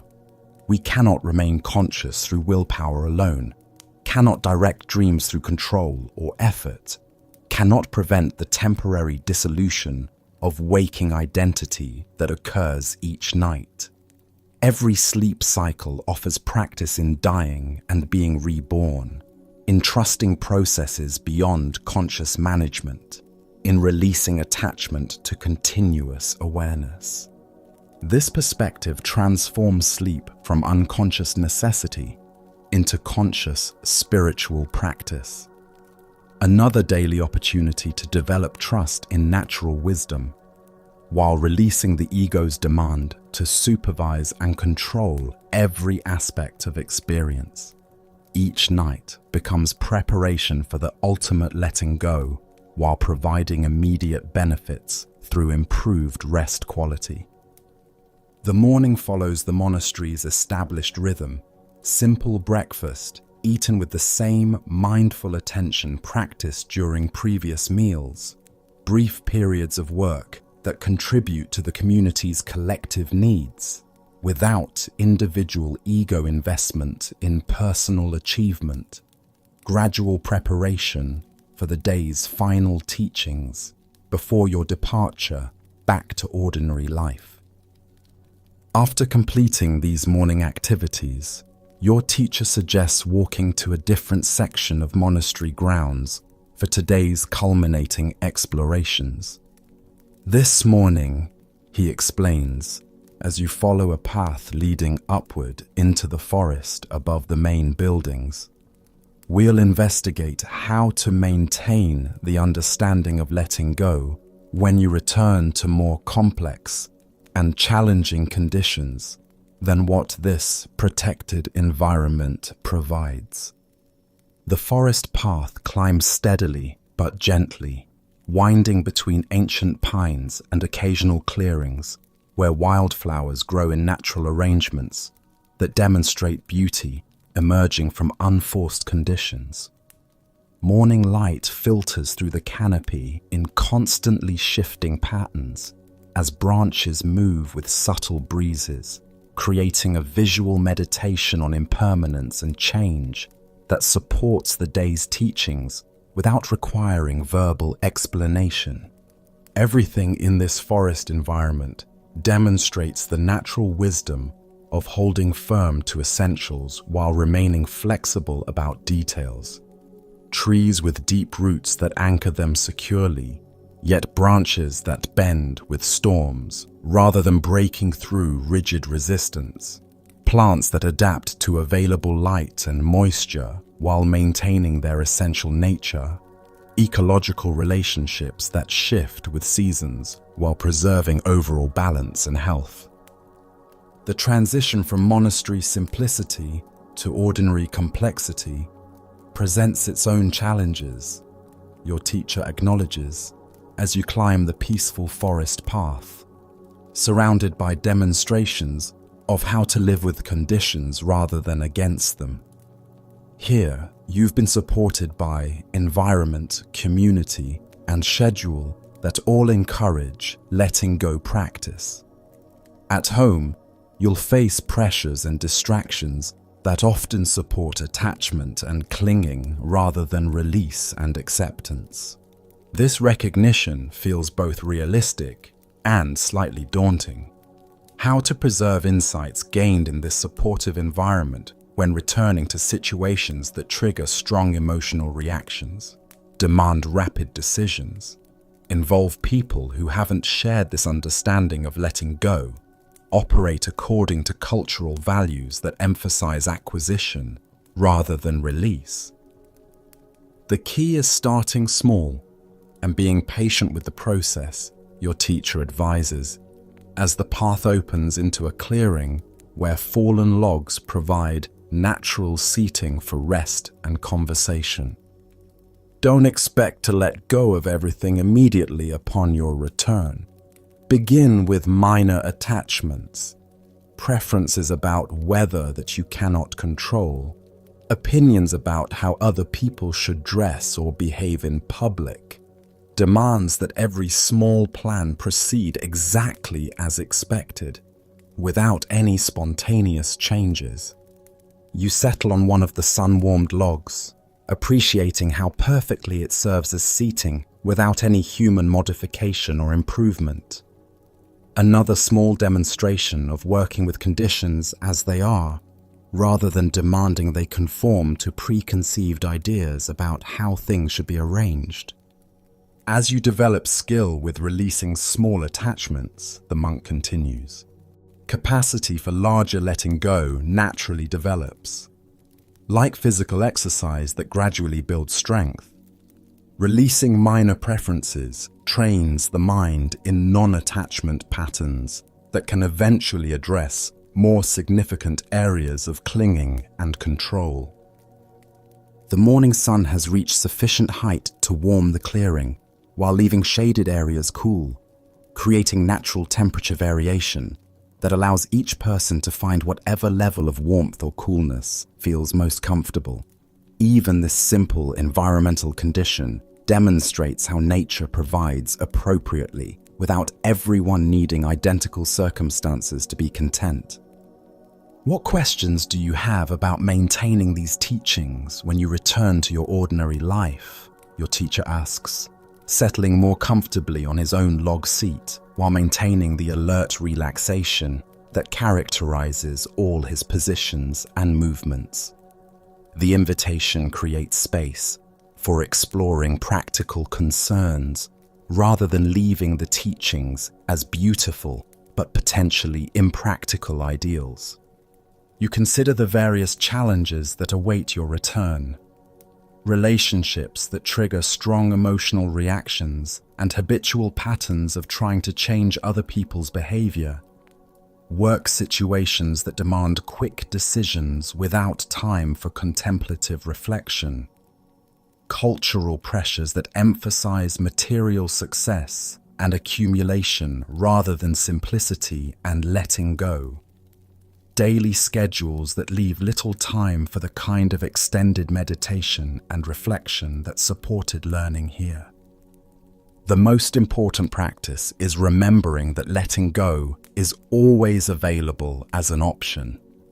He responds to your concerns with the gentle authority of someone who has successfully integrated these teachings into ordinary life, rather than maintaining them only in retreat conditions.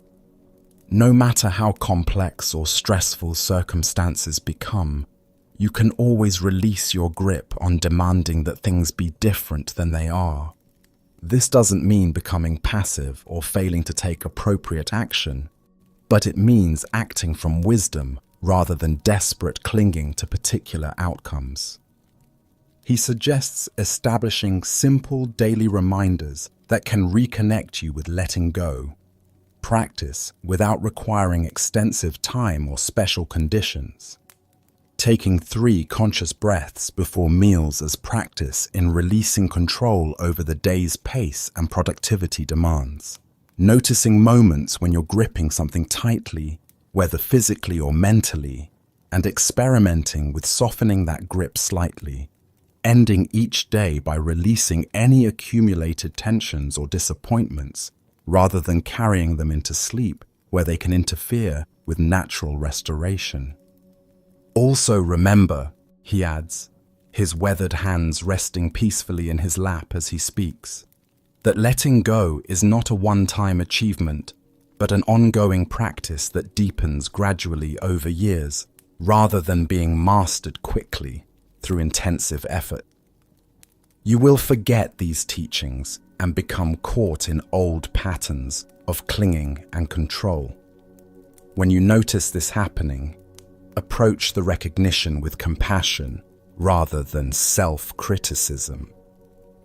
This permission for imperfect practice feels liberating, removing the additional burden of expecting flawless implementation of letting go principles while still learning how they apply to complex real-world situations. The path includes moments of forgetting, naturally followed by remembering, periods of clinging that create suffering eventually followed by recognition and release. Simply recognizing attachment when it arises is already the beginning of letting go, your teacher emphasizes. You don't have to immediately release everything perfectly. Just noticing, oh, I'm gripping this situation very tightly, or I'm demanding that this person behave differently than they are, creates enough space around the attachment for some natural softening to begin occurring. As morning progresses towards the time when you must begin preparing for departure, your teacher leads you back down the forest path toward the monastery buildings, each step carrying you gradually closer to the transition from this protected learning environment back to the complexity of ordinary existence. The path downward requires different attention than the upward climb, demonstrating another aspect of letting go practice. How to remain present and skillful as conditions change, rather than trying to maintain identical approaches regardless of shifting circumstances. Descending demands more careful attention to foot placement, different use of leg muscles, awareness of momentum and balance that differs from uphill movement. Even this simple walk demonstrates letting go, the monk observes as you navigate a steeper section where loose stones require extra care. We cannot walk downhill using exactly the same technique that worked for climbing up. We must release attachment to previous methods and respond appropriately to current conditions, while maintaining essential mindfulness and care for safety. By midday, you've returned to the monastery complex and completed the simple rituals that mark preparation for departure. Gathering your few belongings, expressing gratitude to community members who supported your learning through their presence and example, participating in a final shared meal that honors both your time here and your transition back to life beyond these protected walls. The process of leaving becomes itself a final lesson in letting go, appreciating everything this place has offered while releasing attachment to staying longer, or demanding that insights remain unchanged when transplanted to different conditions, feeling gratitude for teachings received while not clinging to the particular forms through which wisdom was transmitted, acknowledging sadness about departure while not allowing that emotion to create resistance to natural transitions. Other monks appear as the time for departure approaches, offering simple farewells that honor the connection created through shared practice rather than formal social obligations that might feel forced or artificial. Some express appreciation through gentle nods that communicate volumes without requiring words.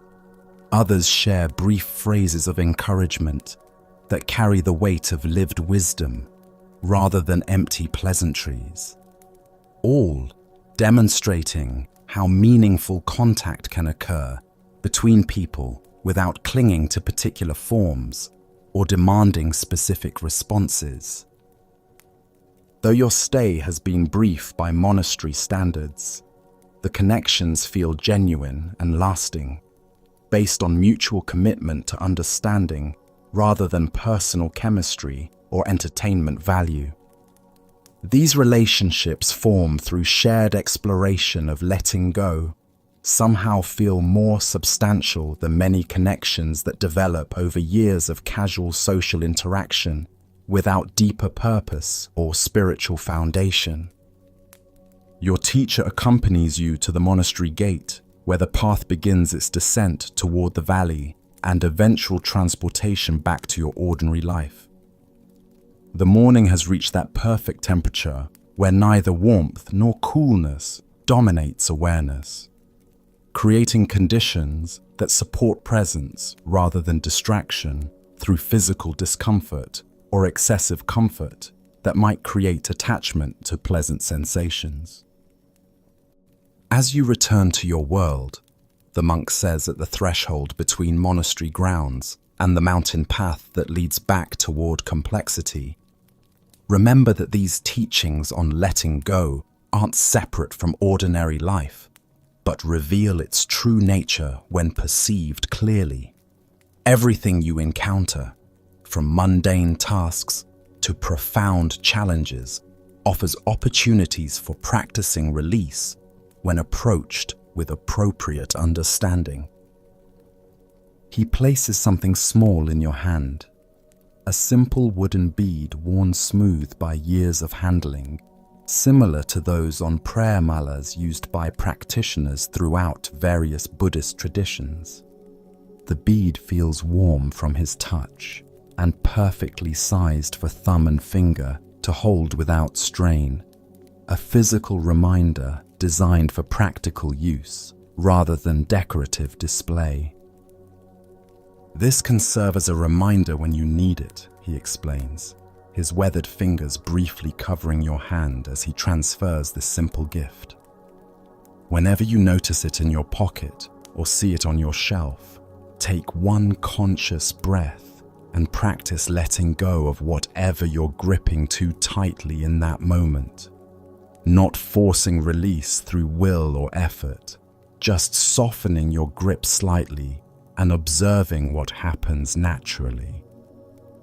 The simple gift feels perfectly appropriate, not elaborate or precious in ways that might create attachment to the object itself, but meaningful as a practical tool for continued practice that can function in any environment or circumstance without drawing attention or requiring special conditions for use.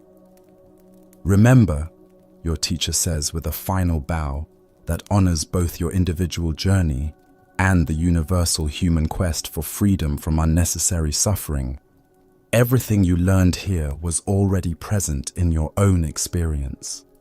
We simply pointed to what was always available, but perhaps not recognized clearly.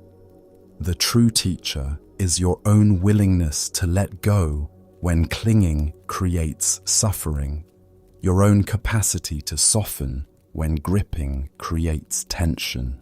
With gratitude that feels as natural as breathing and a slight sadness at leaving that somehow doesn't contradict the peace you found, you begin your journey back toward ordinary life, carrying these teachings on letting go into whatever conditions await your return.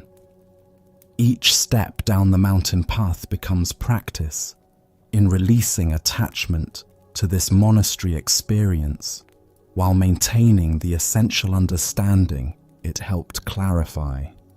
The descent proceeds slowly, not from reluctance to leave, but from natural carefulness required by the terrain and genuine appreciation for each stage of the transition. The path itself teaches letting go through requiring release of each step before the next can be taken, demonstrating through physical movement the essential rhythm of holding and releasing that governs all healthy processes. As monastery buildings disappear behind ascending ridges and curves in the path, you notice how the teachings remain vivid and accessible despite the loss of environmental support.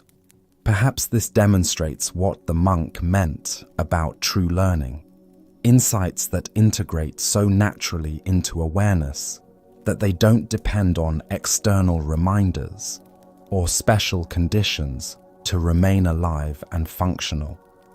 The wooden bead rests in your pocket, its presence noticeable without being intrusive, available for conscious use without demanding constant attention.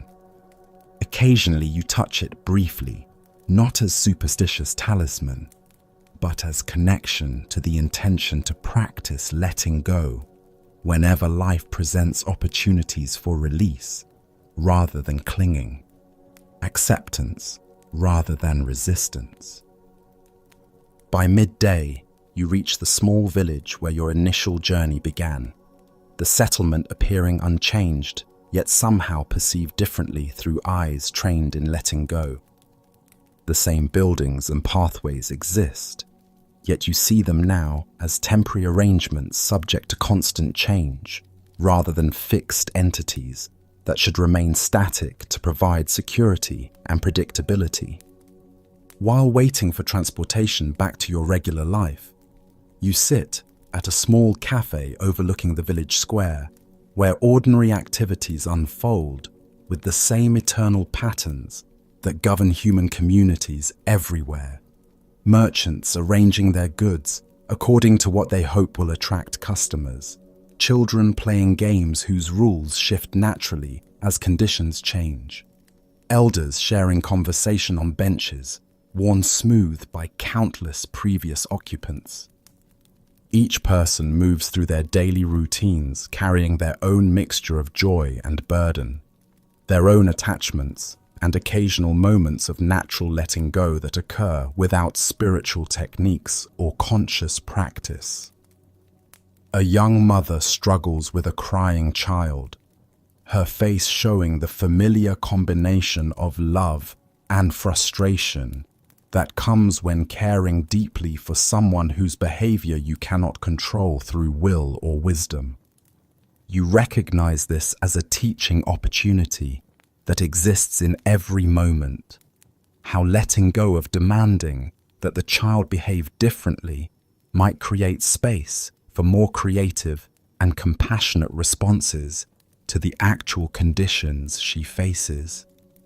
Not abandoning appropriate care or becoming indifferent to the child's needs, but releasing the grip of expecting immediate quiet that creates additional stress for both mother and child.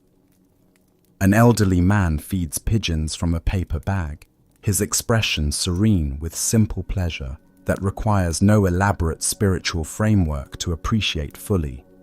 The birds come and go according to their own timing and needs, accepting his offering without obligation to remain longer than feels appropriate or provide entertainment in return for food received. Neither the man nor the pigeons seem burdened by expectations about how long the feeding should continue, how grateful the birds should appear, or what the interaction should accomplish beyond the simple joy of sharing food with creatures who can benefit from the gift. It provides a perfect demonstration of generosity without attachment to outcomes, kindness without strings attached. Your transportation arrives, initiating the final phase of transition back to familiar territory. As rural landscapes gradually give way to suburban development and eventually urban environments, you notice how naturally the monastery teachings apply to changing conditions without requiring modification or compromise of essential principles.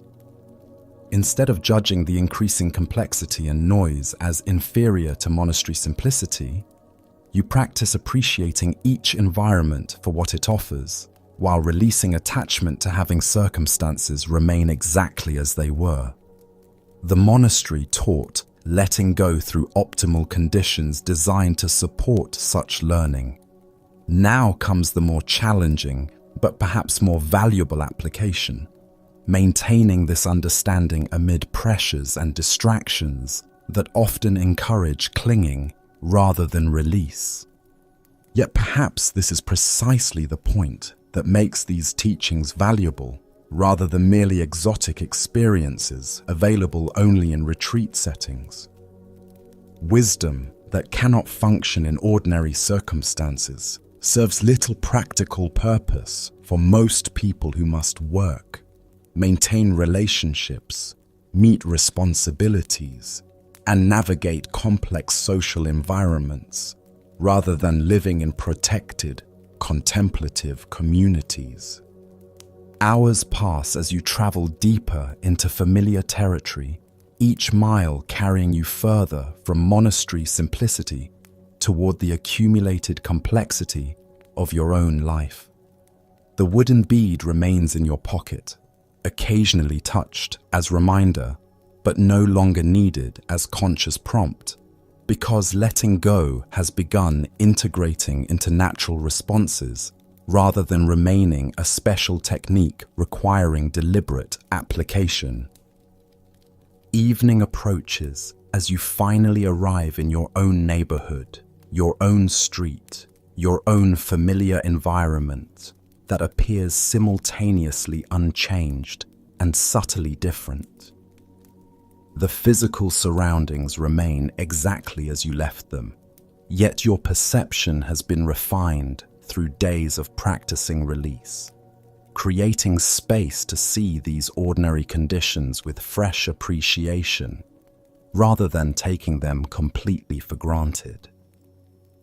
Entering your living space, you notice immediately the sheer quantity of objects surrounding you, not necessarily excessive by cultural standards, but startling after monastery simplicity, where every item served clear purpose and nothing accumulated without conscious intention.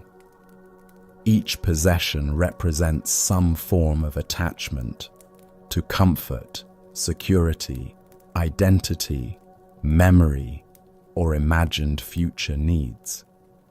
These attachments aren't necessarily problematic in themselves, you realize, but they become sources of suffering when held with desperate clinging rather than light appreciation. The monastery didn't teach hatred of material objects, but rather a different way of relating to them, using what serves genuine well-being while releasing anxiety about loss, theft, or damage to things that can be replaced or lived without. You place the simple wooden bead on a small shelf where you'll encounter it regularly during daily activities. A physical reminder of teachings that must now prove themselves through practical application rather than retreat conditions. Then you settle into your familiar chair and take 3 conscious breaths, establishing presence in this moment of return rather than immediately planning improvements or organizing accumulated responsibilities. The first few days back pass quietly as you experiment with applying letting go teachings to routine activities and familiar challenges. Morning coffee becomes an opportunity to practice appreciation without clinging, enjoying each sip fully while releasing attachment to making the experience last longer than its natural duration, appreciating the warmth and flavor without demanding that future cups provide identical satisfaction. Work situations become occasions to notice when you're gripping solutions too tightly, trying to control outcomes beyond your actual influence, creating suffering through demanding that complex problems resolve quickly according to your preferred timelines. The letting go practice doesn't reduce your effectiveness or commitment to quality work, but it does reduce the additional stress created by attachment to having everything proceed exactly as planned. A particularly challenging conversation with a family member provides valuable practice in maintaining care while releasing control. Old patterns of emotional reactivity arise automatically when they express opinions you consider unwise or make choices you believe might harm their well-being or happiness. These familiar reactions feel like comfortable old clothes, well-worn grooves of response that require no conscious choice or creativity. Yet alongside the habitual frustration and urge to convince them of better alternatives, new awareness emerges, like morning light, gradually illuminating a familiar landscape. You recognize the possibility of loving them completely while releasing attachment to changing their mind, of offering perspective clearly without demanding it be accepted or implemented, of caring about their well-being without assuming responsibility for their choices. The conversation doesn't magically resolve all disagreements or eliminate the differences of opinion that triggered initial conflict. They remain free to consider or ignore your input according to their own judgment and life experience. But your relationship to these differences transforms through the simple practice of letting go, creating space for love to exist without the burden of having to control or fix what cannot be managed from outside their own decision-making process. You remain free to express concern and offer support while releasing the exhausting job of trying to manage another person's life through superior wisdom or more intense caring. They remain free to appreciate or dismiss your perspective without that response determining your fundamental regard for them as a human being worthy of respect and affection. Weeks pass as the monastery teachings continue integrating into daily experience through countless small applications rather than dramatic transformations. Progress proves non-linear rather than steadily upward. Some days bring clear insight and natural letting go that makes life feel effortless and spacious, while others revert to familiar patterns of clinging and control that create unnecessary friction and suffering. Yet even the forgetting becomes instructive when approached with compassion rather than self-criticism that would create additional suffering beyond whatever attachment initially caused difficulty. Each recognition of clinging offers a fresh opportunity to practice release without judgment about why the attachment arose or how long it persisted before being noticed. A work project fails despite careful planning and diligent effort, triggering initial reactions of disappointment and self-blame that feel as automatic as reflexes. These responses seem completely justified given the time and energy invested, the hopes attached to successful completion, the professional consequences that might follow from the failure to achieve expected results. Yet alongside these natural emotional responses, space emerges for investigating what conditions contributed to the outcome beyond your control or reasonable foresight. The failure, while genuinely disappointing and potentially costly, need not become personal proof of inadequacy or reason for extended suffering that serves no constructive purpose. It simply represents one outcome arising from complex conditions, most of which remain beyond any individual's complete management or prediction. Learning what can be learned from the experience while releasing attachment to having it turn out differently allows energy to flow toward more skillful future efforts, rather than being trapped in unproductive regret about unchangeable past events.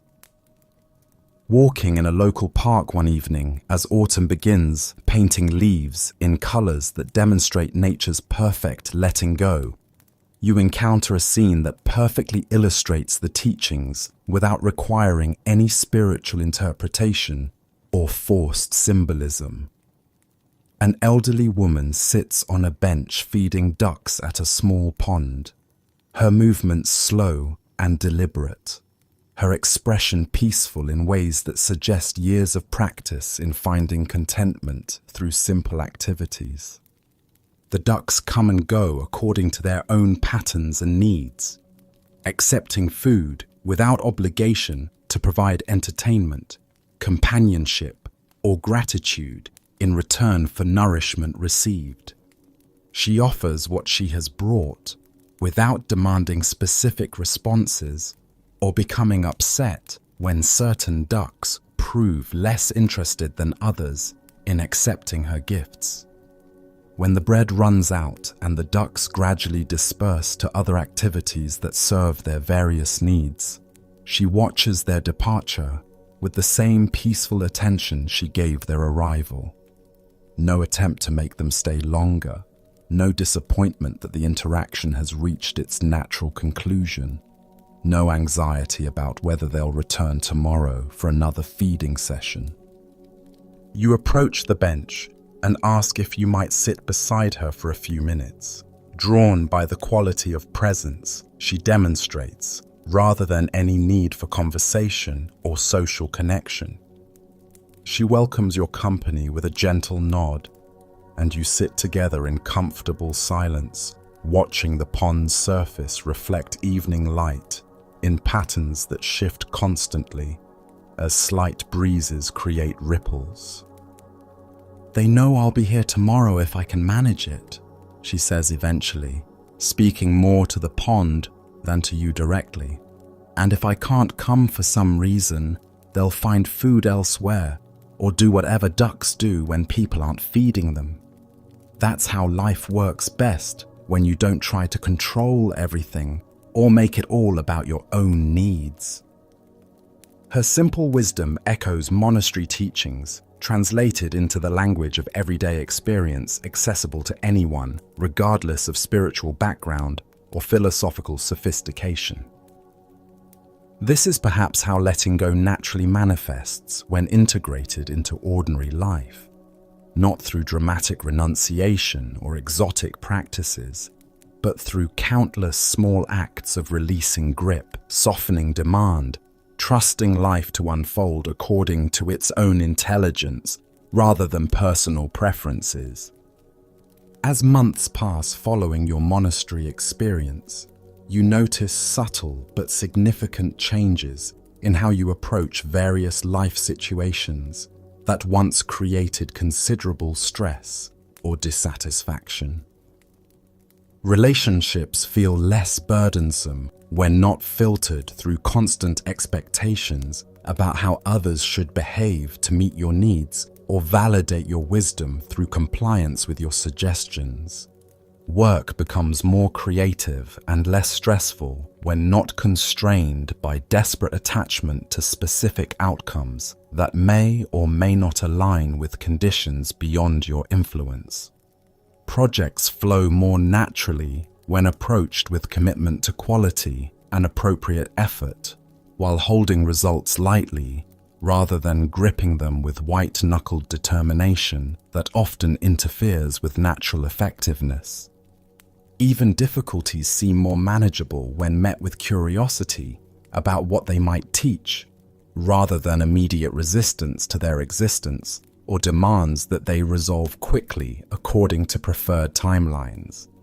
This doesn't mean becoming passive in the face of problems that require action, but rather approaching challenges with the flexibility that comes from releasing attachment to having solutions emerge exactly as initially imagined.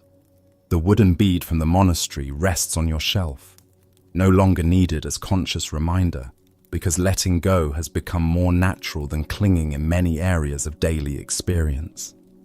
You still have preferences and make plans and care deeply about outcomes that affect yourself and others, but these natural human activities now occur within a larger context of acceptance, rather than desperate need to control circumstances beyond your actual influence. One evening, while preparing dinner, you notice how completely absorbed you've become in the simple activity of chopping vegetables.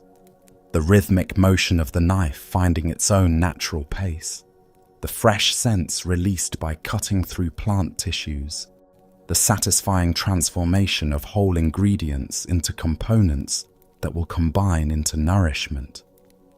This ordinary task has become meditative without effort or special spiritual techniques. The absorption feels natural rather than forced, emerging from present moment attention to what you're actually doing, rather than mental preoccupation with past events or future concerns that usually dominate consciousness during routine activities. Perhaps this demonstrates how letting go naturally infuses daily experience when not pursued as spiritual achievement, but simply practiced as sensible response to life's constant changes. The meal preparation continues with the same quality of presence, appreciating each ingredient for its unique contribution while not demanding that flavors blend, exactly according to previous successful attempts, allowing cooking times to vary slightly according to current conditions, rather than rigidly following recipes that may not account for differences in stove temperature or ingredient freshness.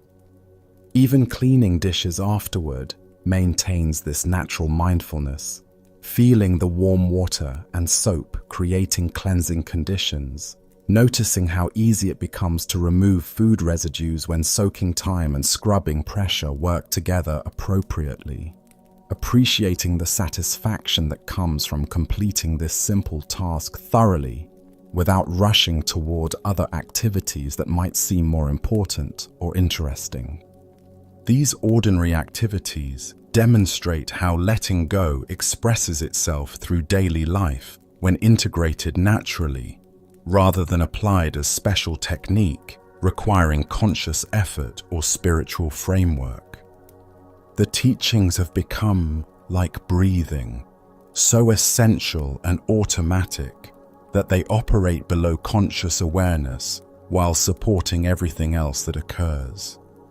Later that evening, sitting quietly as day transitions toward night, you reflect on how profoundly your relationship with experience has shifted since those days at the mountain monastery.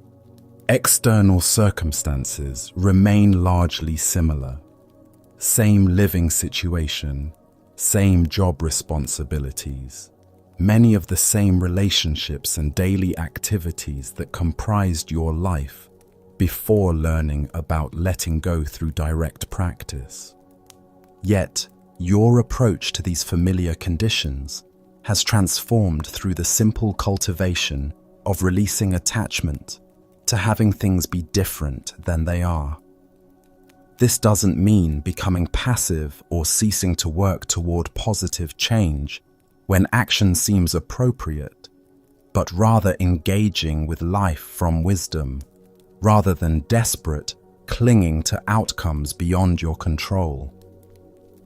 You still take appropriate action when situations call for response, still express preferences and work toward goals that seem worthwhile, still care deeply about results that affect yourself and others.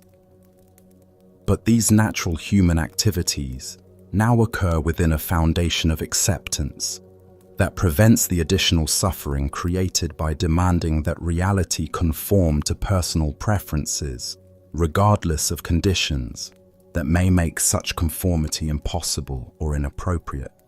As you prepare for sleep on this ordinary evening, months after your monastery experience, you recognize how naturally letting go has woven itself into the fabric of daily existence. Not as exotic spiritual practice requiring special conditions or elaborate techniques, but as the natural response of wisdom to life's constant changes and challenges that cannot be controlled through will or effort alone.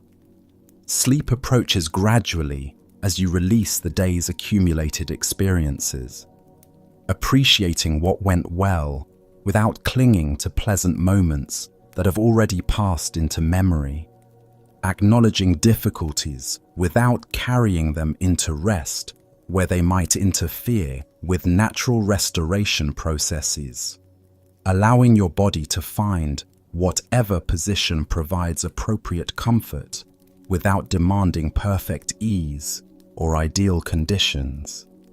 Even the transition from wakefulness to sleep becomes another opportunity to practice letting go, releasing conscious control while trusting natural processes to provide whatever rest and renewal your body requires, without supervision or improvement efforts from your well-meaning, but ultimately unnecessary, conscious management. Your breathing naturally slows as you settle deeper into relaxation, each exhale becoming a small letting go, releasing tensions held in muscles you didn't realize were contracted, releasing thoughts that want to continue processing the day's events or planning tomorrow's activities, releasing any anxiety about how sleep should occur or how tomorrow should unfold, according to your preferences. The simple wooden bead sits quietly on its shelf, no longer needed as reminder, because letting go has become as natural as breathing, as automatic as the heart beating, as effortless as the countless physiological processes that sustain life without requiring conscious direction or constant monitoring for proper function. Dreams, when they arise during the night, feel lighter and less emotionally compelling than in previous years, when sleep often became another arena for struggling with unresolved issues or rehearsing anxious scenarios about imaginary future problems. The day's practice of not clinging to experiences extends naturally into sleep states, allowing dream narratives to flow without demanding they make sense or provide specific insights about waking concerns.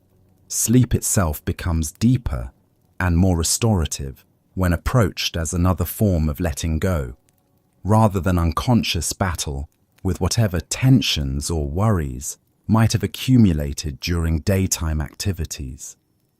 The body knows how to rest and restore itself when not interfered with by mental efforts to control or improve natural processes that function optimally when left alone.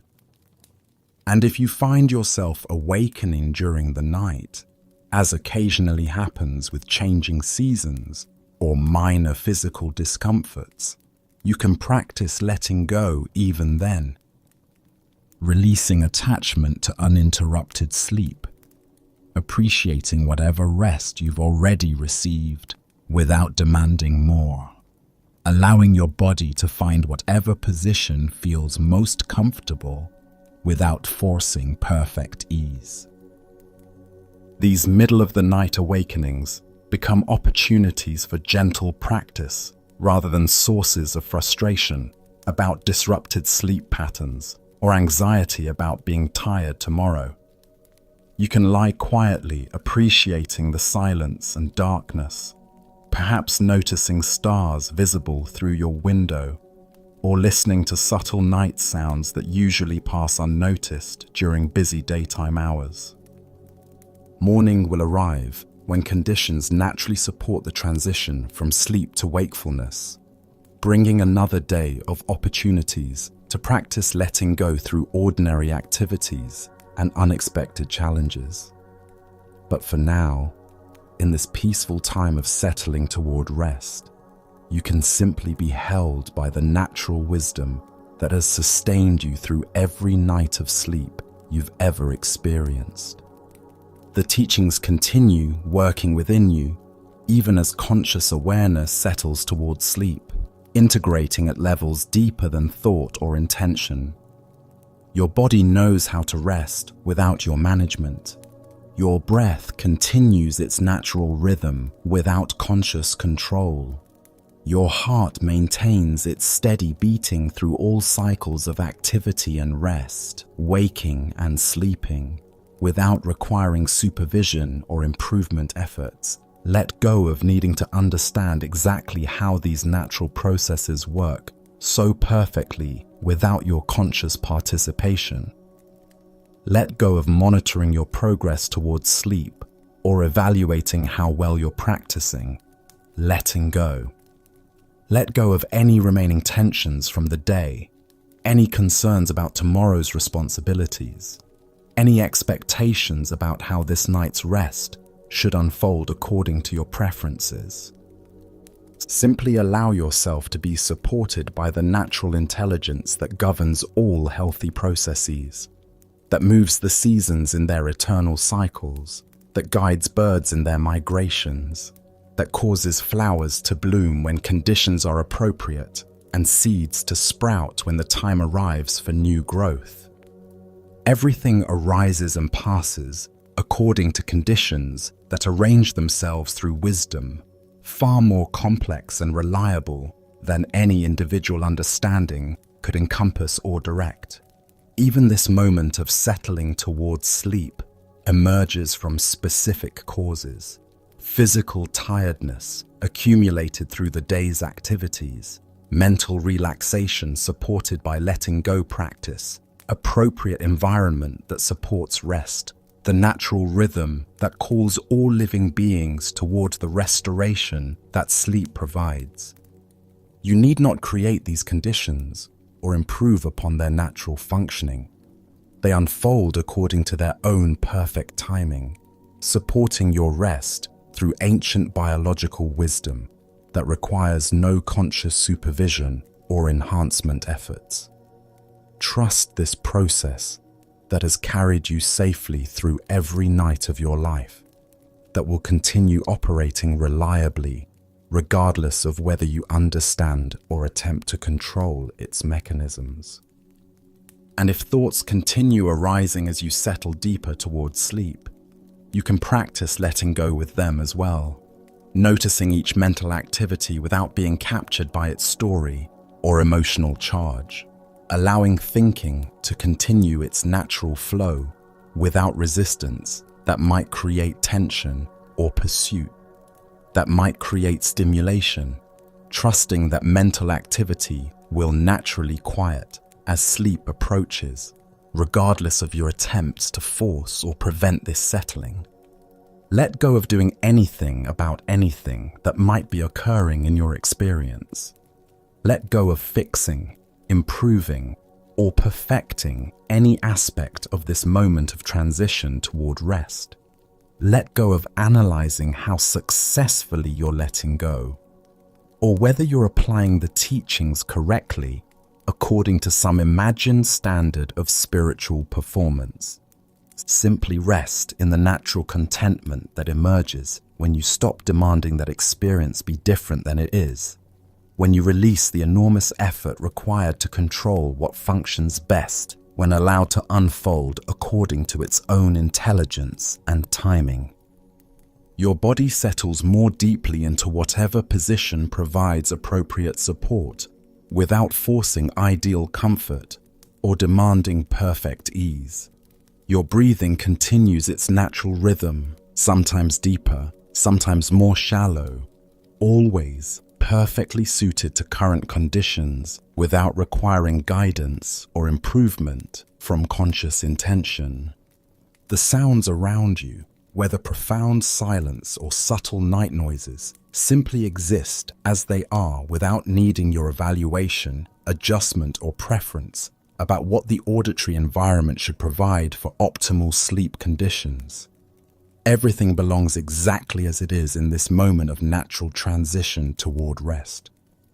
The monastery teachings have become part of you now, not as foreign concepts requiring effort to remember or apply, but as natural wisdom expressing itself through how you meet each experience with less resistance and more acceptance.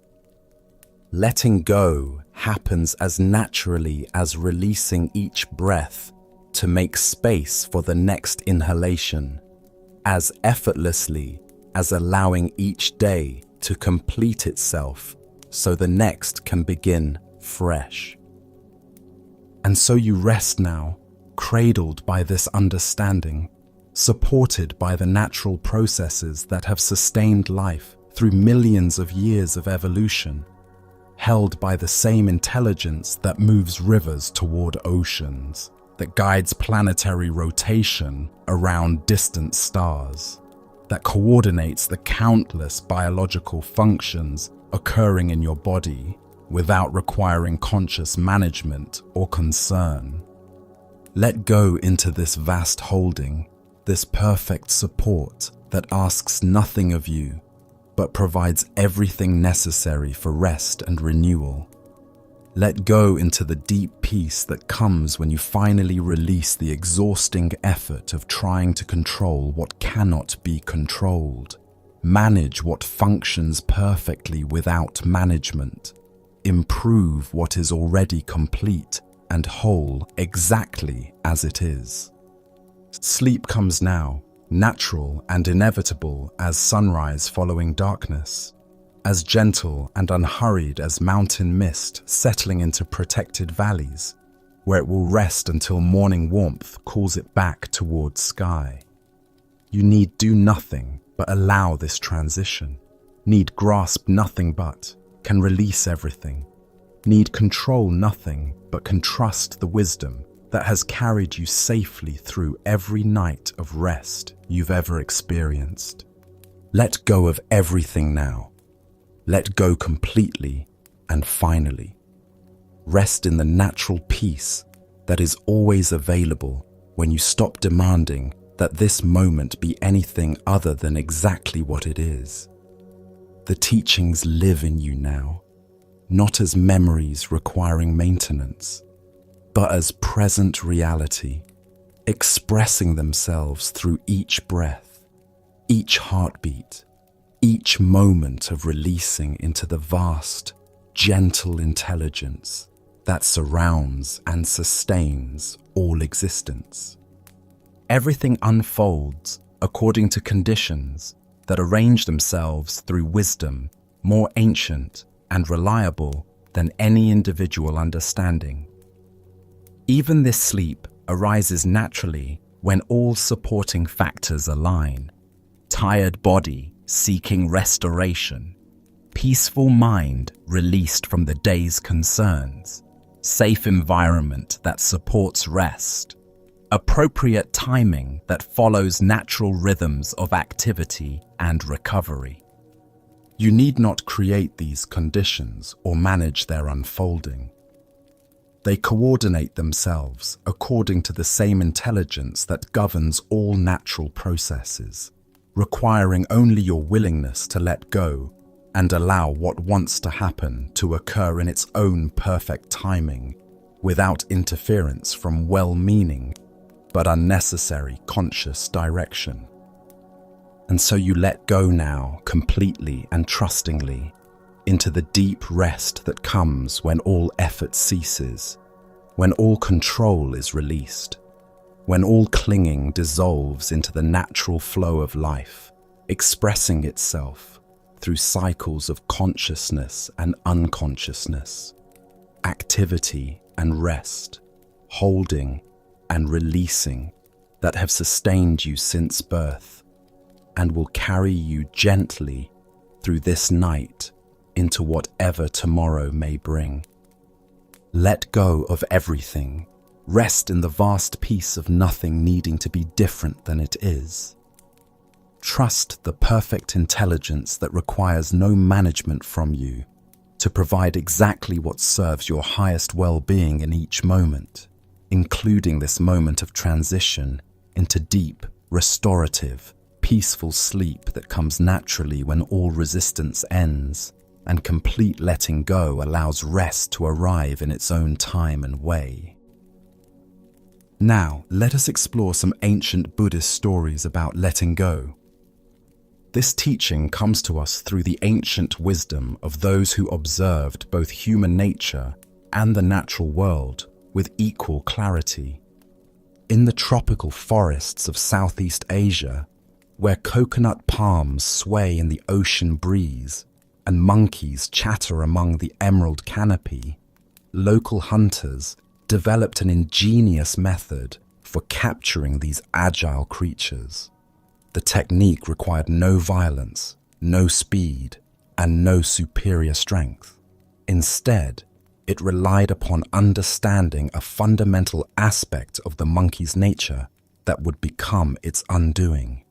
The hunters would select a coconut and carefully hollow out its interior through a small opening, leaving just enough space for their trap.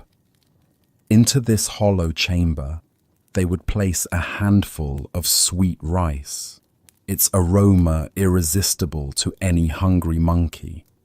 The opening was crafted with precise dimensions, large enough for a monkey's open hand to reach inside, but too small for a clenched fist to withdraw. When a curious monkey discovered this strange coconut attached to a tree, it would investigate by reaching inside for the rice. The moment its fingers closed around the grains, it became trapped, not by any external force, but by its own unwillingness to release what it had grasped. The monkey could have freed itself instantly simply by opening its hand and letting go of the rice. But this solution seemed impossible from within its limited perspective. The hunters would find these monkeys sitting by their traps, sometimes for hours, pulling frantically at their trapped hands while refusing to release the very thing that held them captive. The rice that had promised nourishment became the source of their captivity. Their natural intelligence, so evident in other situations, seemed to abandon them when faced with the simple choice between holding on and letting go. What made this trap so effective wasn't its physical construction but its psychological design. It transformed the monkey's own grasping nature into the mechanism of its capture. The stronger the monkey pulled, the more trapped it became. The tighter it gripped the rice, the more impossible escape appeared. The Buddha taught, "You only lose what you cling to." This profound teaching points directly to the monkey's predicament and our own. The story illuminates how our attachments, no matter how seemingly small or justified, can become the very prisons that limit our freedom. Why do we hold so tightly to things that ultimately constrain our movement through life? Buddhist psychology identifies this pattern as the root of much human suffering. Our minds, like the monkey's instincts, are conditioned to grasp what appears beneficial and hold on regardless of consequences. We close our mental fists around possessions, relationships, identities, opinions, and even spiritual experiences, believing that our security depends on our grip strength. This grasping operates across every dimension of human experience. We cling to past versions of ourselves that no longer serve our growth. We hold on to resentments that poison our present happiness. We grasp at relationships beyond their natural seasons. We clutch at achievements and possessions as if they could provide lasting security. We even grip our spiritual insights so tightly that they become obstacles to further awakening. The coconut trap reveals how what we think will nourish us can become what confines us. The rice represents all those things we convince ourselves we cannot live without. Perhaps it's a particular lifestyle, a specific role or identity, a certain level of comfort, or even an image of how our spiritual journey should unfold. Like the monkey, we often cannot see that our freedom lies in simply opening our hand. Master Huang Po taught, "Nothing is gained by addition, nothing is lost by subtraction." This points to the liberating truth that our essential nature cannot be enhanced by accumulating things or diminished by releasing them. The monkey's true nature isn't improved by possessing rice, yet its conditioning makes release feel like loss rather than relief. Consider the coconut traps in your own life. What are you gripping so tightly that it prevents you from moving freely? Perhaps it's a job that no longer brings joy, but provides familiar security. Maybe it's a grudge that feels justified but weighs down your heart. It could be an image of yourself that once served you but now constrains your evolution. The practice of letting go doesn't mean becoming passive or uncaring. It means holding our preferences lightly, like water cupped in open palms rather than ice gripped in closed fists. When we release our desperate grasp on outcomes, we often discover that what we truly need flows toward us more naturally. Zen teacher Alan Watts observed that we suffer most when we confuse our maps with the territory, our concepts about life with life itself. The monkey cannot eat the concept of rice, yet it sacrifices its freedom for the illusion of possession. Similarly, we often sacrifice our peace for mental objects that exist more in our imagination than in reality. Tonight, as you notice the various things your mind tells you that you cannot release, can you experiment with gently opening your hand? Perhaps you'll find that letting go doesn't mean losing what matters, but discovering what freedom feels like. As the Buddha reminded us, in the end, just three things matter: how well we have lived, how well we have loved, how well we have learned to let go. The coconut trap teaches us that sometimes the greatest strength lies in knowing when to open our grasp. Let us now turn to a tale about the courage to trust life's current. This is the story of the Crystal River. In the depths of a great crystal river, where water flowed clear as mountain air, there lived an entire village of small creatures. The river's current moved above them like a gentle breath, carrying the wisdom of countless springs and distant seas. Young and old, rich and poor, all made their home along the sandy bottom, each creature grasping tightly to stones, branches, and roots. For generations, clinging had been their way of survival. Every creature learned from birth to wrap their appendages around river rocks and fallen wood. "Hold on," the elders would say. "The current is dangerous. It will sweep you away to places unknown. Safety lies in staying exactly where you are." But one small creature grew weary of this endless grasping. Day after day, he watched the current flow overhead, seeing how it moved with such purpose and grace. While his neighbors complained about the effort required to maintain their grip, he found himself wondering what it might feel like to trust that flowing water. "I am tired of clinging," he announced one morning. "Though I cannot see where it leads, I trust that the current knows its destination. I shall let go and allow it to carry me where it will, for I fear that if I continue clinging, I shall die of boredom before I ever truly live." The other creatures gasped in horror. "Fool!" they cried. "Let go, and that current will tumble you mercilessly across the rocks below. You will be battered and broken, dying far more quickly than any boredom could kill you." But the small creature had made his decision. Taking one last look at his neighbors, he released his grip on the familiar stone. Immediately, the current seized him, and just as the others had predicted, he was tumbled and tossed across the rocky bottom. His small body struck stone after stone, each impact bringing pain he had never experienced while safely clinging. Yet something remarkable began to happen. As the creature continued to surrender to the current's power, refusing to grab for new anchors despite his pain, the water gradually lifted him higher from the dangerous bottom. The tumbling ceased.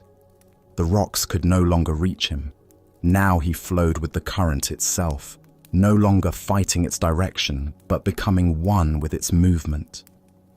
As he traveled downstream, creatures in distant parts witnessed something they had never seen.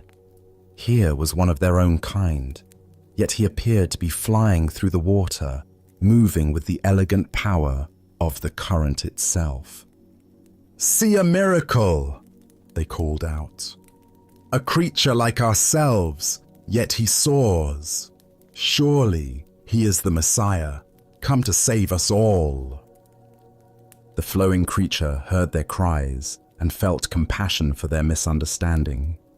"I am no more Messiah than any of you," he called back. "The river delights in lifting us all free, if only we dare to let go. Our true work is not clinging to the bottom, but embracing this voyage, this grand adventure of trust and flow." But the creatures only cried louder, "Savior, Savior!" Even as they spoke, they tightened their grips on rocks and roots. They watched until he disappeared around a bend, then began weaving legends about the miraculous savior who had briefly graced their village. Buddha's wisdom reminds us, you only lose what you cling to. This ancient teaching illuminates the profound paradox at the heart of human experience. We spend our lives grasping for security and control, believing that our safety depends on holding tight to familiar circumstances. Yet in this very grasping, we create the suffering we seek to avoid. Why do we cling so desperately when the current offers to carry us toward unknown adventures? Zen Buddhism reveals that from early childhood, we learn the known is safe and the unknown dangerous. This conditioning becomes a spiritual obstacle when it prevents growth beyond familiar limitations. We also suffer from the illusion of control, believing that by grasping circumstances, relationships, and identities, we can stop the natural flow of change. This creates enormous tension because it puts us in opposition to reality itself. Life is constant movement, and when we resist this truth, we exhaust ourselves fighting currents far more powerful than our individual will. Consider the areas of your life where you find yourself clinging. Perhaps it's a relationship that has outgrown its original form, a career that no longer brings joy, or an image of yourself that now constrains your growth. The current of change will flow whether we resist it or not. Our choice is whether to exhaust ourselves in futile opposition or discover the grace available in conscious surrender. The Buddha said, "Nothing is permanent except change. Water doesn't fight the mountainside. It finds the natural pathway down." When we learn to move with life's current rather than against it, we discover effortless effectiveness that rigid resistance can never achieve. Tonight, as you rest in this moment's stillness, what might you be ready to release? Perhaps it's a worry about tomorrow's challenges, a resentment from yesterday's disappointments, or a way of defining yourself that has grown too small. Can you feel into the current of this moment's aliveness and trust its direction? As the Buddha taught, let go of what has passed. Let go of what may come. Let go of what is happening now. Relax right now and rest. In this trust, we discover that the current we feared would destroy us is actually the very force that can carry us home to our true nature. Let us keep going on our journey. The following story reveals the difference between helping and holding on. This is the lesson of the two monks and the woman at the river. Two monks were traveling together along a mountain path, making their way to a distant monastery where they planned to continue their studies. Both were dedicated practitioners who had taken strict vows as part of their spiritual training, including a vow to avoid all physical contact with women. This wasn't born from disrespect, but from their understanding that such discipline helped maintain focus on their spiritual development. As they approached a swollen river where the usual bridge had been damaged by recent storms, they encountered a young woman standing uncertainly at the water's edge. The current was strong and treacherous, filled with debris from the mountain runoff, and she was clearly afraid to attempt crossing alone. "Please, honored monks," she called to them, "could one of you help me cross this dangerous water?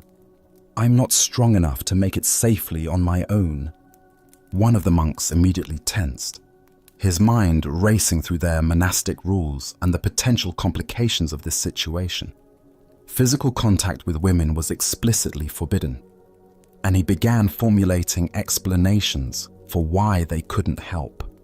Perhaps suggestions for alternative solutions that wouldn't require breaking their vows. The other monk, however, took one look at the woman's predicament and the genuine danger she faced and made a different choice. Without hesitation or lengthy deliberation, he walked to her side and gently lifted her onto his shoulders. He carried her carefully across the treacherous current, ensuring her safety with each step, and set her down gently on the far bank. "Thank you so much," she said gratefully, bowing to both monks before continuing on her way.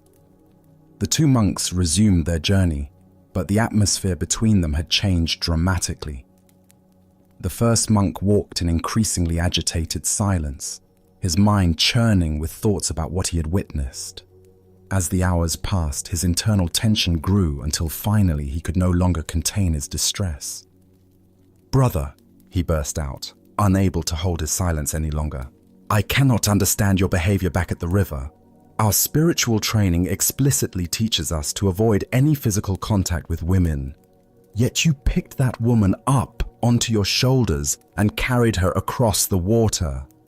How could you so blatantly violate our sacred vows?" His companion looked at him with gentle surprise and responded with perfect simplicity.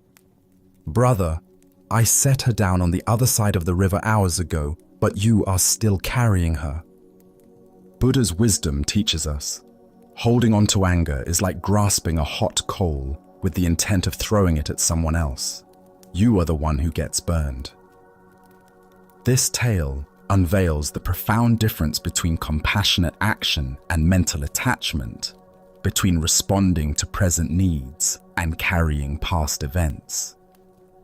Why do we often carry situations long after they've ended, replaying scenarios and nursing grievances that only exist in our own minds? Zen Buddhism reveals that much of our suffering comes not from what happens to us, but from our inability to release experiences once they've passed. The first monk's agitation demonstrates how rigid adherence to rules can sometimes conflict with the compassionate spirit that inspired those rules originally. His fellow monk saw a person in danger and responded with immediate kindness, then completely released the incident. But the first monk carried the event for hours, letting it grow heavier with each step. Consider your own tendency to replay past conversations, nurse old grievances, or mentally rehearse scenarios that have already ended. How much of your mental energy goes toward carrying situations that exist now only in memory? The woman crossed the river in minutes, but the monk carried her for hours through his own thoughts. This teaching applies to far more than dramatic violations of rules. We carry harsh words someone spoke years ago, mistakes we made decades past, embarrassing moments that no one else even remembers. Meanwhile, the present moment, rich with possibility and actual experience, goes unnoticed because we're too busy carrying ghosts from the past.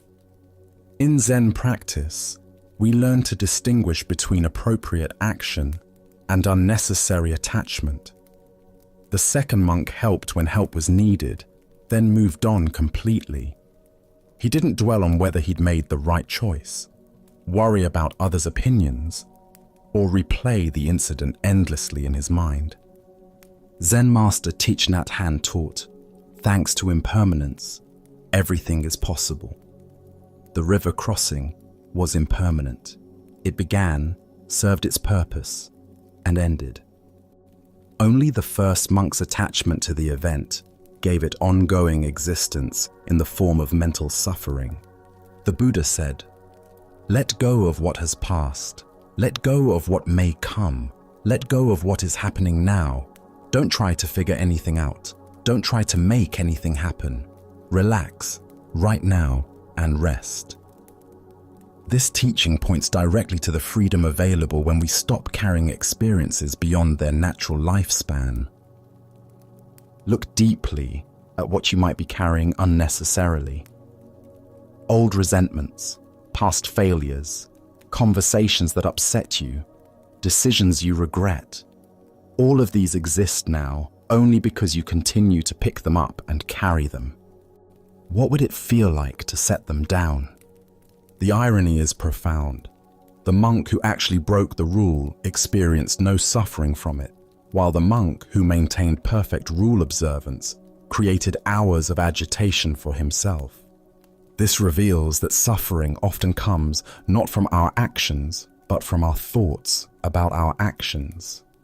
Tonight, as you notice your mind returning to past events, old grievances, or situations that have already ended, can you remember the wise monk's example?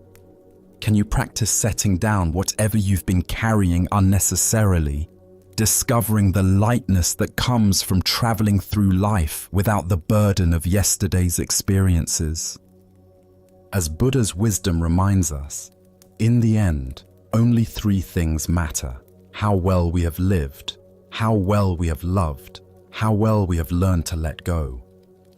True spiritual practice isn't about perfect rule following, but about responding appropriately to what's actually present, then releasing it completely to make space for whatever comes next.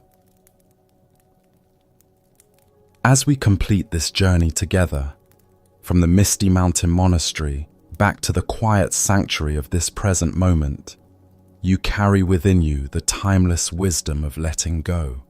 What began as teachings heard in an ancient hall has become living understanding woven into the fabric of your awareness. The monk's gentle guidance, the lotus flowers releasing their petals, the simple wooden bead worn smooth by countless hands. These were never separate from your own innate capacity for freedom. You've discovered that letting go isn't about becoming empty or indifferent, but about becoming spacious enough to hold all of life's experiences with grace. Like water flowing around stones, you can now move through challenges without the resistance that creates unnecessary suffering. The breath that naturally releases to make space for the next inhalation, the seasons that surrender one form to birth another, the sunset that lets go into darkness so dawn can emerge. You are part of this same intelligent rhythm. In your daily life, when old patterns of clinging arise, remember the monastery's teaching. You need not force release, only soften your grip and trust what wants to unfold. Each moment offers fresh opportunity to practice this ancient art. Whether washing dishes or navigating difficult conversations, feeding birds or simply breathing, life itself becomes your teacher in the sublime practice of letting go. Rest now in this understanding that has become as natural as your own heartbeat. Let go of the day's accumulated tensions, tomorrow's imagined burdens, and any need to carry what serves no purpose. You are held by the same vast intelligence that moves the stars and guides the rivers to the sea. In letting go of everything, you discover you lose nothing essential and gain the infinite peace that was always your true nature. Sleep well, and thank you for joining us here at Sleepy Monk.